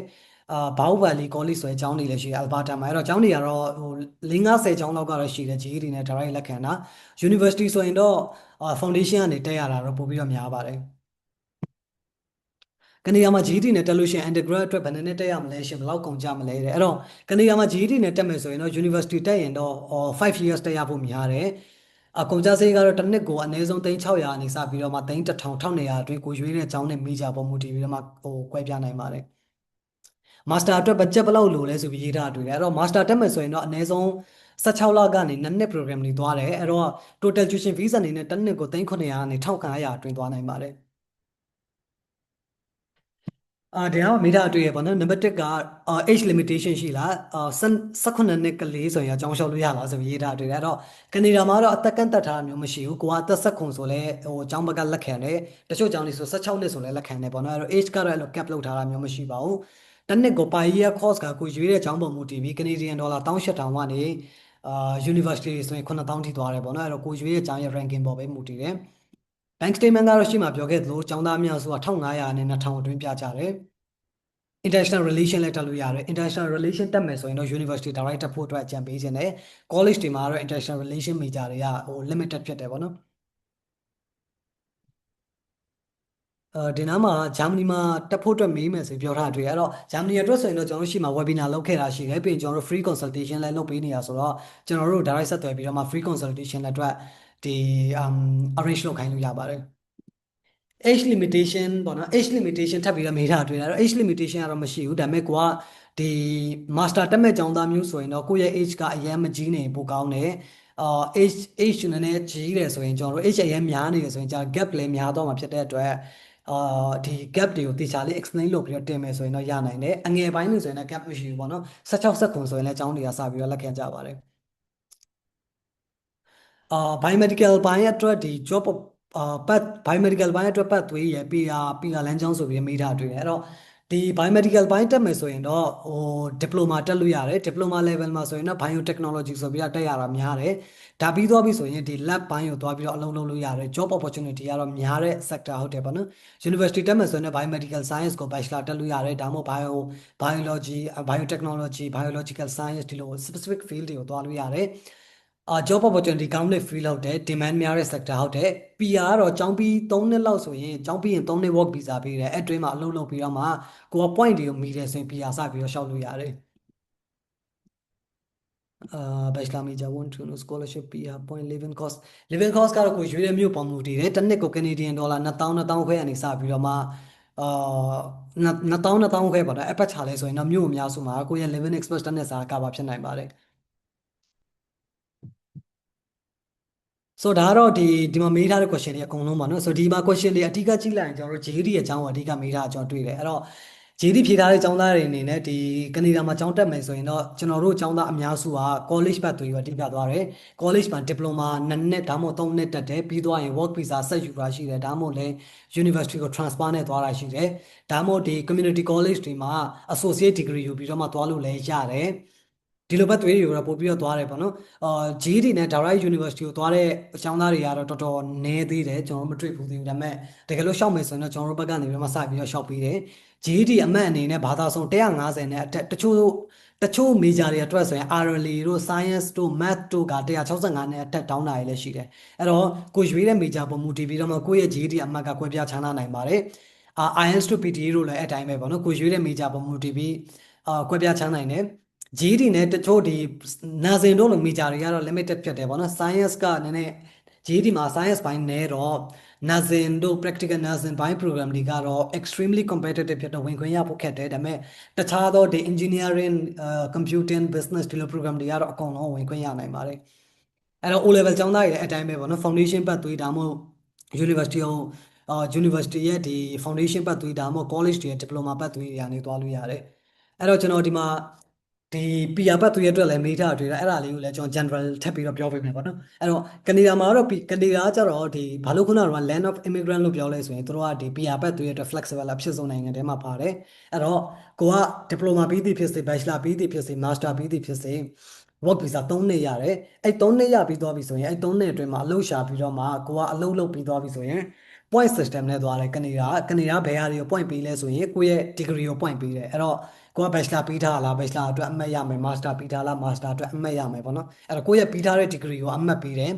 နောက်တစ်ခုက IELTS ပေါ့နော် IELTS အမှတ်ဘယ်လောက်ရလဲအဲ့ဒီပုံမူတည်ပြီးအမှတ်ယူလို့ရတယ်တကယ်လို့ French language ကိုကတက်တယ်ဆိုရင်ဒီပြင်သစ် language exam ဖြေပြီးတော့မှလည်းအမှတ်ယူလို့ရတယ်ပြီးကိုယ့်ရဲ့အသက်ပေါ့နော်ကိုယ့်အသက်ဘယ်လောက်လဲအဲ့ဒီအသက်ပေါ်မူတည်ပြီးတော့မှလည်း point ယူလို့ရတယ်ပြီးရင် work experience ပေါ့နော်ကနေဒါအတွင်းမှာ work experience ဘယ်လောက်ရှိလဲဒီပေါ်မူတည်ပြီးတော့မှလည်း point တွေယူလို့ရတယ်အဲ့တော့ဒီလို sector တွေ factor တွေအများကြီးကိုစဉ်းစားပြီးတော့မှ point တွေရသွားပြီဆိုရင် PR ပတ်သွေးကိုရှောက်လို့ရတယ် PR ရှောက်တဲ့အချိန်ကျရင်လည်းဒီ express entry ဆိုပြီးတော့မှဒီ federal government နဲ့တင်ရတဲ့ပတ်သွေးတွေရှိတယ်ဒါမှမဟုတ်ဒီ province လိုက်ပါနော်ကိုယ့်ရဲ့ province လိုက် PR ပတ်သွေးပေးတာလည်းရှိတယ်ဥပမာတချို့ province တွေဆိုရင် PR ပတ်သွေးပို့ပြီးတော့နည်းနည်းဟိုခြောင်တဲ့လမ်းကြောင်းတွေရှိအောင်မှာ Alberta တို့မှာပြီးရင်ဒီ Cambrian College ရဲ့ location တစ်ခုရှိတယ် Peterborough လားမသိဘူးအဲ့လိုမျိုးပေါ့နော်ဆိုတော့ specific PR လမ်းကြောင်းတွေကတော့အများကြီးရှိတယ် express entry ကနေသွားလို့ရတယ်ဒါမှမဟုတ်ကိုနေတဲ့ province လိုက်သွားလို့ရတယ်ဒါမှမဟုတ်ကိုယ့်ရဲ့အလုပ်ကိုင်ကိုအလုပ်လုပ်ထားတဲ့ဒီ field ပေါ့နော်အဲ့ဒီ field ပေါ်မူတည်ပြီးတော့မှလည်းသွားလို့ရတယ်အဲ့တော့ဒီလိုမျိုးကိုယ့်ရဲ့ factor တွေကိုအများကြီးစကားပြောတာဖြစ်တဲ့အတွက်ကျောင်းပြီးဘယ်နှစ်နှစ်အတွင်း PR ရမလဲဆိုတာမျိုးကတော့ပြောရခက်တယ်ဒါပေမဲ့ PR လမ်းကြောင်းတွေကတော့ရှိတယ်ကျောင်းပြီး3နှစ်ဆိုရင်တော့စပြီးတော့ PR လမ်းကြောင်းပေါ်စပြီးတော့ရှောက်လန်းလို့ရတယ်ပေါ့နော်အဲ့တော့ PR လမ်းကြောင်းတွေလည်းရှိတယ်တကယ်လို့ကိုက master တက်မဲ့ကျောင်းသားမျိုးဆိုရင်လည်းကိုယ့်ရဲ့ spouse တို့ကလေးတို့ကိုလည်းတခါတည်းခေါ်လို့ရတဲ့ option ရှိတာဖြစ်တဲ့အတွက်ကနေဒါကတော့ international ကျောင်းသားတွေအတွက် opportunity တော်တော်များများကိုပေးတယ်အဓိကတော့ visa ပေါ့နော် visa ဘိုင်းမှာတော့ဒီကိုရွေးတဲ့ major ကျောင်းကိုယ့်ရဲ့ education gap ကိုပြင်ဆင်တဲ့ document ပေါ်မူတည်ပြီးတော့မှအများကြီးกว่าတာဖြစ်တဲ့အတွက်ဒီ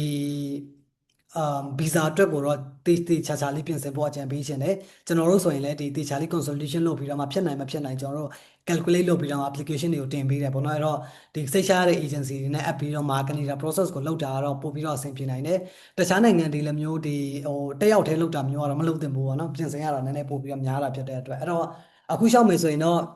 ့ဒီ O level ဖြေထားတဲ့ကျောင်းသားပဲဖြစ်စေ12တန်း result ထွက်ထားတဲ့ကျောင်းသားပဲဖြစ်စေဟိုအကုန်လုံးက January intake ကိုစပြီးတော့တင်ရမယ်ကျွန်တော်တို့ January intake မှာဒီ university တွေရှိတယ် college တွေရှိတယ် program အများစုက January မှာ run သေးတယ်အဲ့တော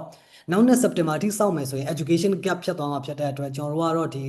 January intake ကိုသွားဖို့အကြံပေးတယ်ဂျားထဲမှာပြင်ဆင်ရမှာတော့အင်္ဂလိပ်စာရှိရပါတော့အဲ့တော့အင်္ဂလိပ်စာကို IELTS ဒါမှမဟုတ် Duolingo ကိုအတွက်အဆင်ပြေဆုံးဖြစ်တာပြင်လိုက်လို့ရတယ်ဂျိုလင်ကိုအမှတ်က95ကနေ120အတွင်းလိုတယ်ဒါတွေရသွားပြီဆိုရင်တော့ကျောင်းလျှောက်ဗီဇာအကုန်လုံးကို run လို့ရတယ်ကျောင်း process ကတစ်လလောက်ကြာတယ်ဗီဇာ process ကတစ်လလောက်ဆိုတော့ total 2လ3လလောက်ဆိုရင်တော့အကုန်လုံးပြီးနိုင်တယ် process အများစုကဒီမြန်မာနိုင်ငံကနေပဲလုပ်ရတာများတယ်ပေါ့နော်အဲ့တော့ကျွန်တော်တို့ဘက်ကနေပြီးတော့မှဒီကျောင်းလျှောက်ဗီဇာအပြင်ဒီဟိုဘက်မှာ accommodation ရှာတာပါတခါလေးလုပ်ပြီးမှဆိုတော့ A to Z ကိုကျွန်တော်တို့ ਨੇ ဒီ process လာပြီးတော့ယူသွားလို့ရပါတယ်ဆိုတော့ကျွန်တော် chat box မှာမေးထားတဲ့အလေးထပ်ပြီးတော့ဖြေပေးပါမယ်I'm studying in Singapore right now, specialized in Bachelor in Mechanical Engineering honors awarded by Coventry Uni. Is there any fully funded master program related to my program? Fully funded scholarship ကတော့မရှိဘူးလို့ပြောလို့ရတယ်အရင်လဲ limited ဖြစ်တယ် plus ဒီစင်ကာပူမှာတက်ထားတဲ့ Coventry degree ကကျတော့ duration လဲတူတာဖြစ်တဲ့အတွက် master entry ကျရင်လည်းနည်းနည်းလေးကျန်နိုင်တယ်ပေါ့နော်အဲ့တော့ fully funded scholarship ကတော့မရှိဘူးလို့ပြောလို့ရတယ်ဗျ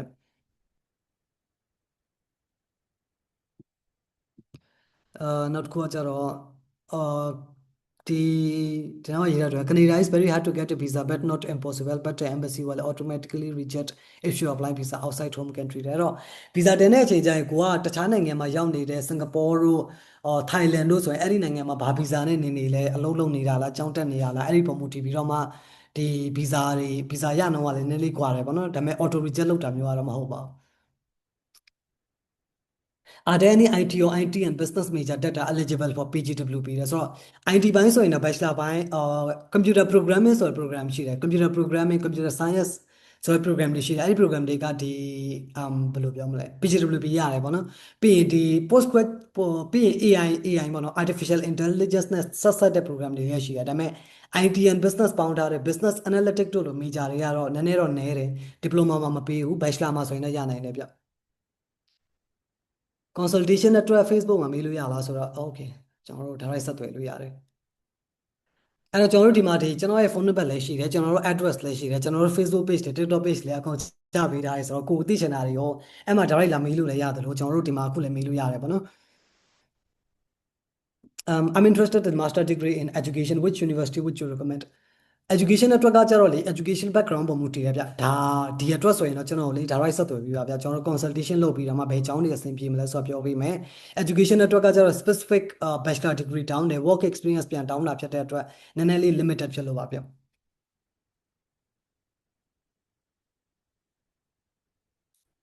UG diploma ပြီးရင် master တက်လို့ရတာလားဘယ်ဟာပုံမြင်တာလဲတဲ့ဆို UG diploma ပြီးသွားရင် master တက်လို့မရပါဘူး university ကမှ bachelor ကိုဆက်တက်လို့ရတယ် bachelor ရဲ့ဒီဟို second year ဒါမှမဟုတ် third year ဘာလဲလို့ credit transfer နဲ့တက်လို့ရပါတယ် civil engineer ရဲ့အတွက် UG diploma နဲ့ bachelor ပြီးလို့အလုပ်လျှောက်တဲ့အခါအဲ့ဒီနှစ်ခုတည်းကဘယ်ဟာပို့ပြီးအလုပ်ပို့ရတယ်ဆိုတာမျိုးရှိလာတယ်ဆိုတော့အဲ့ဒီနှစ်ခုတည်းမှာဘယ်ဟာပို့ရလဲဆိုတာမျိုးတော့မရှိဘူးအဲ့လိုမျိုးကကြတော့ကိုလောက်တဲ့အလုံးနဲ့ကိုသွားချင်တဲ့ field ပေါ်ပို့ပြီးတော့ multi လိမ့်မယ်ပေါ့နော်ဟိုအများစုကကျတော့ diploma ပြီးတာနဲ့အလုပ်တန်းလျှောက်လို့ရတာတော့များတယ်အလုပ်လည်းတန်းလျှောက်ကြတယ်ဒါပေမဲ့ကိုယ့်ရဲ့ professional ဟိုကိုယ့်ရဲ့ professional တက်ပြီးတော့တက်ချင်လို့ဒါမှမဟုတ်ကိုယ့်ရဲ့ company ဘက်ကနေပြီးတော့ bachelor ရတာကိုပို့ပြီးတော့ဦးစားပေးတယ်ဆိုရင်လည်း bachelor တက်လို့ရတယ်အများစုကတော့ကျွန်တော်တို့အကြံပေးဖြစ်တာက diploma နဲ့သွားတက်တဲ့ကျောင်းသားဆိုရင်ကျောင်းတက်ပြီးတော့မှကျောင်းပြီးတော့ job market အခြေအနေကိုလေ့လာပြီးတော့မှ bachelor ဆက်တက်မလားဒါမှမဟုတ်ဒီ diploma နဲ့ဆက်လုပ်မလားကိုဆက်ပြီးတော့ရွေးချယ်လို့ရပါတယ်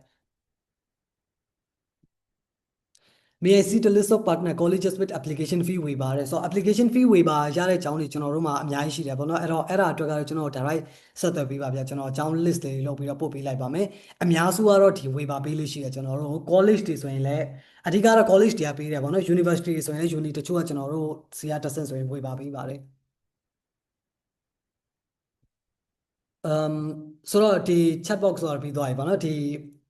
K တဲ့ကျွန်တော်မေးလို့ရပြီဗျအတန်နဲ့မေးလို့ရပါတယ်ဟယ်လိုဟုတ်ကဲ့အမကမေးခွန်းလေးတွေကတော့နည်းနည်းများရပေါ့နော်ပထမအောင်ဆုံးအမက master degree အတွက်ကိုမေးချင်တာ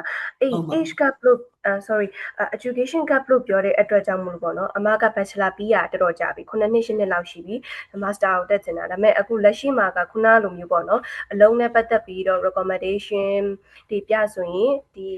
လုပ်ခဲ့တဲ့အလုပ်တွေအကုန်လုံးအတွက်ပြနိုင်တယ်လက်ရှိလည်းအဲ့ဒီ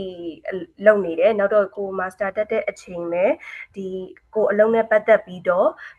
relate ဖြစ်တဲ့ master ကိုပဲရွေးမှာဆိုတော့အဲ့ဒါတခုပေါ့နော်ဒါပေမဲ့တခုဆိုရင်ကဘာလို့လဲဆိုတော့ bachelor ပြီးထားတဲ့ major ကတက်မဲ့ major နဲ့တော့တခြားစီပဲအဲ့လိုဖြစ်နေတဲ့အတွက်ကြောင့်မို့အဲ့ဒါလေးတခုတော့စိုးရိမ်နေနောက်တစ်ခုကကျတော့ age limit master degree ဖြစ်တဲ့အတွက်ကြောင့်မို့လက်ရှိမှာအမက29 29နှစ်ရှိပြီပေါ့နော်ဟုတ်ပါဆိုတော့အဲ့ age limit ကဘယ်လောက်ထိဆိုလို့ရှိရင်ရှိတာလဲနောက်တော့ age limit က scholarship လျှောက်တဲ့ခါမှာရောဘယ်လိုမျိုးတွေတက်ရောက်နိုင်လဲအဲ့ဒါလေးတခုနောက်တတိယမေးခွန်းကကျတော့ PR အတွက်ပေါ့ PR လျှောက်တဲ့အချိန်မှာ PR လို့ပြောလို့ရှိရင်လေတချို့နိုင်ငံတွေကကျတော့ကျောင်းတက်တဲ့ကြီးရပါ PR လျှောက်ဖို့အတွက်ဒီနှစ်ကကောင့်လုပ်တယ်ပေါ့နော်ကနေဒါရောအဲ့လိုမျိုးကောင့်လုပ်လားမလုပ်ပဲနဲ့ခုနလိုလုံးဝ master ဆိုလဲ2နှစ်တက်တယ်တက်လို့ပြီးသွားတော့မှခုနလိုအလုပ်လုပ်တဲ့စပြီးအလုပ်လုပ်တဲ့နှစ်ကြာမှကောင့်လုပ်တာလားဘယ်လိုမျိုးလဲဆိုတာဒီအဲ့3ခုကိုအရင်သိချင်တယ်ပေါ့နော်နောက်ထပ်လည်းမိကုန်းလေးအနေငယ်ရှိပါသေးတယ်ကျေးဇူးပါဟုတ်မှာmajor နဲ့ခုနက work experience အဲ့ပထမတစ်ခုကတော့အဆင်ပြေတယ်မှာအဲ့ဒါကြတော့ကျွန်တော်တို့ဒီအဲ့ဒီတစ်ခုကကျတော့အမတို့ working experience နဲ့ relate ဖြစ်တဲ့အတွက်အဲ့ဒါသွားလို့ရတယ်ပေါ့နော်အဲ့ဒါကျတော့ visa မှာ impact မရှိဘူးဒုတိယတစ်ခုကကျတော့ age cap ပေါ့နော် age cap ကကျတော့သူတို့ cap တော့မလုပ်ထားဘူးဆိုပေမဲ့ကျွန်တော်တို့ပုံမှန်အဖြစ်ဒီ application တွေတင်တဲ့အချိန်ကျရင်35 attach 40တို့မှာဆိုရင် visa application တွေက reject ဖြစ်တတ်တာများတယ်ပေါ့နော်အဲ့တော့ reject ဖြစ်တတ်တာများတယ်ဆိုပေမဲ့လည်းကျွန်တော်တို့အရင်တော့ဆိုရတဲ့ case တွေလည်းရှိတယ်အဲ့တော့အမအသက်အရဆိုရင်တော့ဘာမှပြဿနာမရှိဘူးလို့ကတော့ကျွန်တော်တို့ပြောလို့ရတယ်ကျွန်တော်တို့35နဲ့ attach ဆိုရင်တော့ပုံမှန်အဖြစ်ဒီ နည်းနည်းလေး concern ဖြစ်ရတာဖြစ်တဲ့အတွက် application ကို strong ဖြစ်အောင်တော့ပြင်ခိုင်းတယ်ဘာလို့လဲဆိုတော့ PR point လျှောက်တဲ့အချိန်ကျရင်လေ PR မှာလည်း point နည်းသွားတော့ visa မှာ impact ဖြစ်မှာဆိုလို့ပေါ့နော်ဒါပေမဲ့ဟို cap လောက်ထားတာမျိုးမဟုတ်တော့လေအမ application ကတော့ပြဿနာရှိမှာမဟုတ်ဘူးပေါ့နော် scholarship မှာလည်းအမရဲ့ age ကတော့ဘာမှ factor မလုပ်ဘူးဘာလို့လဲဆိုတော့အမ master တက်မဲ့ကျောင်းသားဖြစ်တဲ့အတွက်ဒါတွေကကျတော့ဟိုသူတို့ age ကိုတော့ consider မလုပ်ဘူးအမအဲ့တော့ visa အတွက်လည်းအဆင်ပြေတယ် first question အကုန်လုံးကတော့အဆင်ပြေတယ်အမ so far တော့ ခုန PR ကောက်လို့တာလေးသိချင်တာဟိုကျောင်းတက်တဲ့ PR ကြီးရော PR ကောက်လို့တာအဲ့ဒီကျောင်းလေး PR ကျတော့ဒီ year ကိုတော့အဲ့လိုတော့ကောင်းပလို့ပါမှာသူကကျတော့ဒီကျောင်းတက်တယ်ဆိုရင်ကျောင်းတက်တုန်းကဘယ် degree ရလဲပေါ့နော်အဲ့ဒီ degree ကလိုက်အမှတ်ပေးတယ်အမအဲ့တော့သူကကျတော့ duration ကိုမကြည့်ဘူးအမရသူကဘာ degree ရထားလဲ degree level လာလိုက်အမှတ်ပေးတယ်အလုပ်လုပ်ထားရဆိုလဲအလုပ်ဘယ်နည်းနည်းလုပ်ထားလဲအဲ့ဒီပေါ်အမှတ်ပေးတာဆိုတော့ကျောင်းတက်တဲ့ year ကိုတော့ကောင်းမလို့ဘူးဒါပေမဲ့ကိုရထားတဲ့ degree ကိုတော့ point ယူလို့ရတယ်ဗျ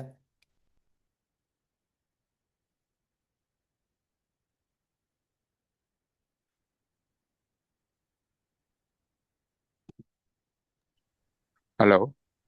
hello ဟုတ်ကဲ့ဟုတ် ဟုတ်ကဲ့ဟိုဟာကိုယ့်ရဲ့ကျွန်တော်တခုအနေနဲ့မေးချင်တာရှိလို့ပေါ့ ဟု နော် တ်ကဲ့ဟုတ် ခုန sorry ပေါ့နော်ကျွန်တော်ကိုစာရှင်းနေကျွန်တော်တတိမထားမိတယ်လို့ဗျာ ဟုတ် ဟိုဟာကကျွန်တော်တခုမေးချင်တာပေါ့နော်ဗါလဲဆိုတော့အခုကအကိုတို့ခုနပြောလို့ဗျာဥပမာ master တို့master ဆိုလို့ရှိရင်ဗျာဥပမာပြောမယ်ဆိုရင်2နှစ်ပေါ့နော်ဒီ PhD ဆိုလို့ရှိရင်2နှစ်ကနေ5နှစ်ရှိတယ်ပေါ့နော်ဆိုတော့တခုမေးချင်တာရှိတယ်ပေါ့နော်ဗါလဲဆိုတော့ဒီ master ကဥပမာခုနပြောလို့ ဟို course point တမကြတော့ဗျာ project only ပဲတွားရတာဆိုတော့သူက2နှစ်ကတေချာပေါ့ပြီးတယ်ဗျာဒါပေမဲ့ ဟုတ် တခုရှိတာက research မှာကြတော့သူကဥပမာ thesis လုပ်နေတဲ့သူဆိုလို့ရှိရင်အဲ့ဒါကလေ2နှစ်ထက်ပိုပြီးကျော်သွားနိုင်တယ်လားကျွန်တော်နည်းနည်းမရှင်းတာပေါ့နော်ဘာလို့လဲဆိုတော့ကျွန်တော်ဒီမှာလည်းအခုဒီမှာလည်းကျွန်တော် master ယူနေတယ်ပေါ့နော် master ယူရတယ်ဆိုတော့ဒီကျွန်တော်အတွေ့အကြုံဆိုဒီမှာကဒီ master သမားတွေကများသောဘက်က thesis တို့ research တို့လုပ်တယ်ဆိုလို့ရှိရင်အနည်းဆုံး2နှစ်ကတော့ဟိုမပြီးနိုင်ဘူးဗျာသူက paper လိုအပ်ချက်တွေရှိရဆိုတော့လေဆိုတော့ကျွန်တော်တို့ကသိချင်တာကဒီကနေဒါမှာအဲ့လိုမျိုးဖြစ်တယ်ဆိုလို့ရှိရင် extend ထပ်ပြီးယူရသလားကျွန်တော်နည်းနည်းသိချင်တာပေါ့နော်ဟုတ်ကဲ့ ဟုတ် duration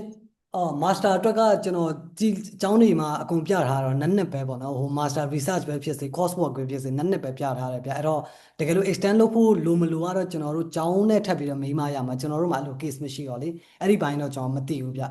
ပုံမှန်ကတော့သူကဒီ duration ကနှစ်ဆိုရင်နှစ်အတွင်းပြီးသွားတာတော့များတယ် proposal လိုက်ပြီးအောင်လုပ်ကြတယ်မပြီးခဲ့ဘူးဆိုရင်ကျတော့ကိုယ့်ရဲ့ student visa ကိုထပ်ပြီးတော့ extend လုပ်ရမှာဆိုတော့လေအဲ့မှာနည်းနည်းလေးတော့ complicated ဖြစ်သွားနိုင်တယ်ဗျအဲ့တော့အဲ့ဒါကျတော့ဟိုမှာဒီကျောင်းလျှောက်မဲ့ကျောင်းပေါ်မူတည်ပြီးတော့ထပ်ပြီးတော့မေးမှာပဲသိရမှာအဲ့တော့ဟိုကျွန်တော်အဲ့ဒါကိုကျောင်းနဲ့ direct မေးမှသိရမှာပေါ့နော်အဲ့လိုဖြစ်သွားလိမ့်မယ်ဗျစိတ်ဝင်စားတဲ့ကျောင်းရှိရဆိုရင်တော့ကျွန်တော်တို့ကျောင်းဘက်ကို direct email ပို့ပြီးတော့ဟို case ကိုထပ်ပြီးတော့မေးပြီးလို့ရတယ်ဗျဟုတ်ကဲ့ကျေးဇူးပါကျွန်တော်လည်းအဲ့ဒါလည်းပြောရဲဆိုတော့လည်းကျွန်တော်လည်းဘက်မှာအဲ့ဒီအချင်းအဲ့လိုမျိုးအခြေအနေမျိုးတွေလည်းရင်ဆိုင်နေရလို့ပေါ့နော်အဲ့ဒါ ဟုတ်ကဲ့ ဒီ ဟုတ်ကဲ့ လိုမျိုးတွေနဲ့ရှိသလားပေါ့ဒီကြည့်တာပါဟုတ်ကဲ့ကျေးဇူး ဟုတ်ကဲ့ပါဟုတ်ကျေးဇူးပါဗျ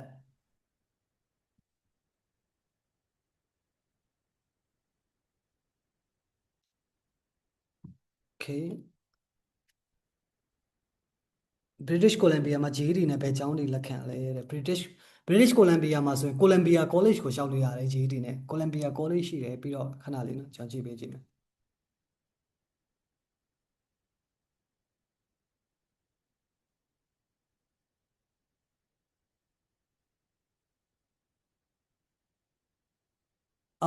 ဒီ Columbia College ကိုကျွန်တော်တို့လျှောက်လို့ရတယ် Vancouver Community College ကိုလျှောက်ကြည့်လို့ရတယ် Douglas College ကိုလျှောက်လို့ရတယ်ပြီးတော့ Kamusan ဆိုတဲ့ college ကိုလည်းလျှောက်ကြည့်လို့ရတယ်အဲ့တော့အများဆုံးကတော့ဒီ Columbia College ရယ်ပြီးတော့Vancouver Community College ရယ် Douglas College ရယ်ဒီသုံးခုကိုတော့သွားကြတာများတယ်ဗျ GED နဲ့ဆိုရင်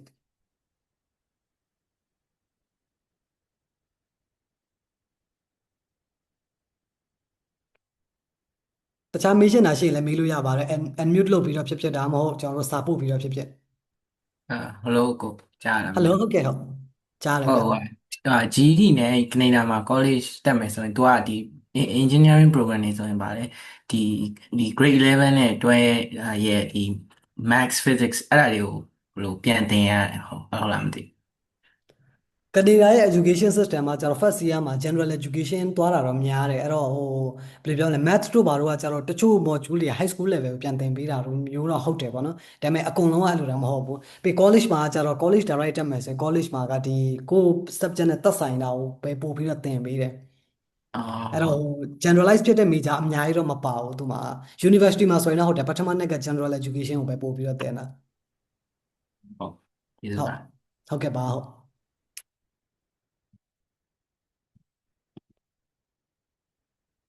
อืม ဟုတ်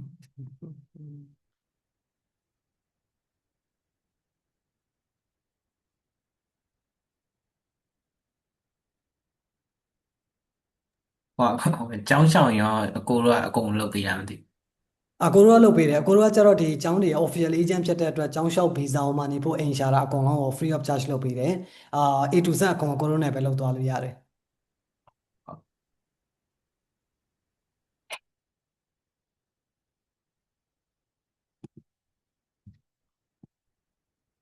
ကျွန်တော်တို့ဒီ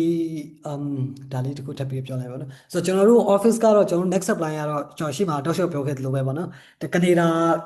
အပြင်တခြားနိုင်ငံပေါင်းအများကြီးအတွက်ဒီ education service ပေးတယ်ကျွန်တော်တို့ဒီဇူလိုင်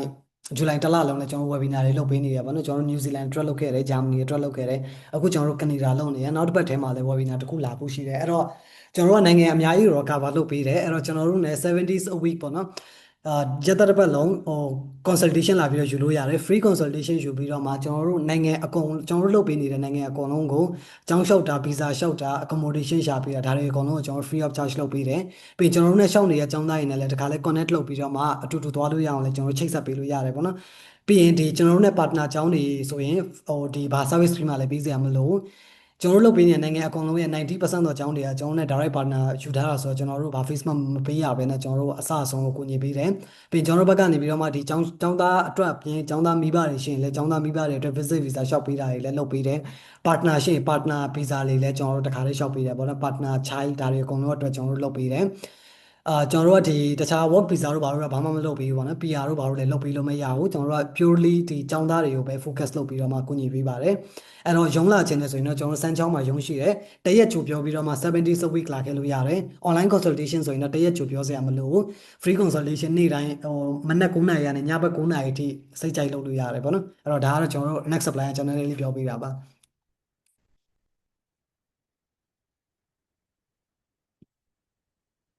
ဆိုတော့ဒီနေ့ information ပြောပြသွားတဲ့အထက်မှာတချို့ information တွေကကျွန်တော် direct ပြောပြလို့မရတာတွေတချို့ကကြတော့လည်း background ကြည့်ပြီးတော့မှပြောလို့ရတာဖြစ်တဲ့အတွက်ဒီဟာနဲ့ပတ်သက်ပြီးတော့မှထပ်ပြီးတော့အသေးစိတ်သိချင်တယ်ဆိုရင်ကျွန်တော် Viber ကို direct ဆက်သွယ်လို့ရတယ်ဒါမှမဟုတ် page မှာရှိတယ် TikTok မှာရှိရဆိုတော့ကျွန်တော် direct ဆက်သွယ်ထားလို့ရတယ်ကျွန်တော်တို့ consultation အတွက်ဒီမနက်ဖြန်ကြာရင်လည်းကျွန်တော်တို့ဆက်သွယ်ပေးမယ်ကျောင်းသားဘက်ကလည်းဆက်သွယ်ထားလို့ရတယ်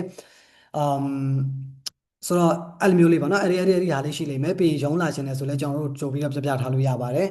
ကျန်တဲ့ process လေးကိုလည်းကျွန်တော်တို့လုပ်ပေးသွားမယ်ပြီးရင်နောက်တစ်ပတ် webinar လေးလုပ်ဖို့ရှိတာဖြစ်တဲ့အတွက်ကျွန်တော်တို့ page ကတစ်ဆင့်စောင့်ကြည့်ပြီးတော့မှတခြားနိုင်ငံအတွက်စိတ်ဝင်စားတယ်ဆိုလည်း join ပြီးတော့မှဟိုတက်လို့ရတယ်ပေါ့နော်ပြီးဒီ webinar မှာပြောသွားတာတွေကိုမရှင်းတာပါညာရှိတယ်ဆိုရင်လည်းဒီ webinar က Facebook မှာလည်းရှိတယ် YouTube မှာလည်းမနေ့ပြန်ဆိုကျွန်တော်တင်ပေးထားမှာဆိုတော့အဲ့ဒီကတစ်ဆင့်သွားပြီးတော့နားထောင်လို့လည်းရပါတယ်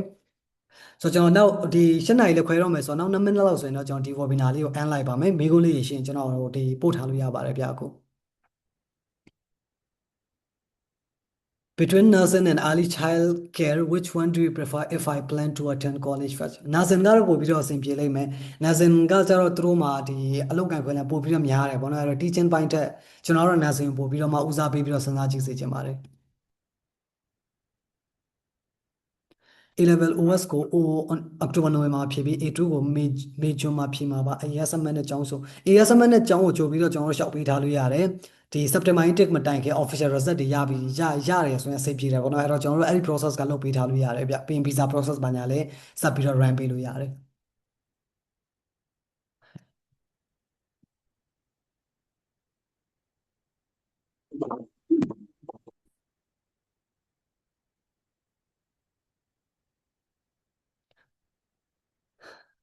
ဆိုတော့ဒီနေ့တက်ပေးခဲ့ကြတဲ့အားလုံးကိုကျေးဇူးအများကြီးတင်ပါတယ်ကျွန်တော်တို့ဒီ webinar လေးတော့ဒီနေ့ end လိုက်မယ်ပေါ့နော်ဒါပေမဲ့နောက်တစ်ပတ်တွေလည်းဆက်ပြီးတော့ webinar လေးတွေရှိတာဖြစ်တဲ့အတွက်ကိုကနိုင်ငံမရွေးရသေးဘူးဆိုရင်ဒီ webinar တွေ join တာဖြစ်ဖြစ်ကျွန်တော်တို့ကိုဆက်သွယ်ပြီးတော့ one on one consultation လုပ်တာဖြစ်ဖြစ်လုပ်လို့ရပါတယ်ဒီနေ့တက်ပေးခဲ့ကြတဲ့ကျောင်းသားအားလုံးကိုကျေးဇူးတင်ပါတယ်ဒီနေ့ကျွန်တော်ဒီ webinar လေး end လိုက်ပါမယ်တကယ်လို့ထပ်ပြီးတော့နားထောင်ချင်တယ်ဆိုရင်တော့ကျွန်တော်တို့မနေ့ပြန်ကျရင် YouTube ဒါမှမဟုတ် Facebook live မှာတွားပြီးတော့ကြည့်ထားလို့ရပါတယ်အားလုံးပဲ have a good night ပါ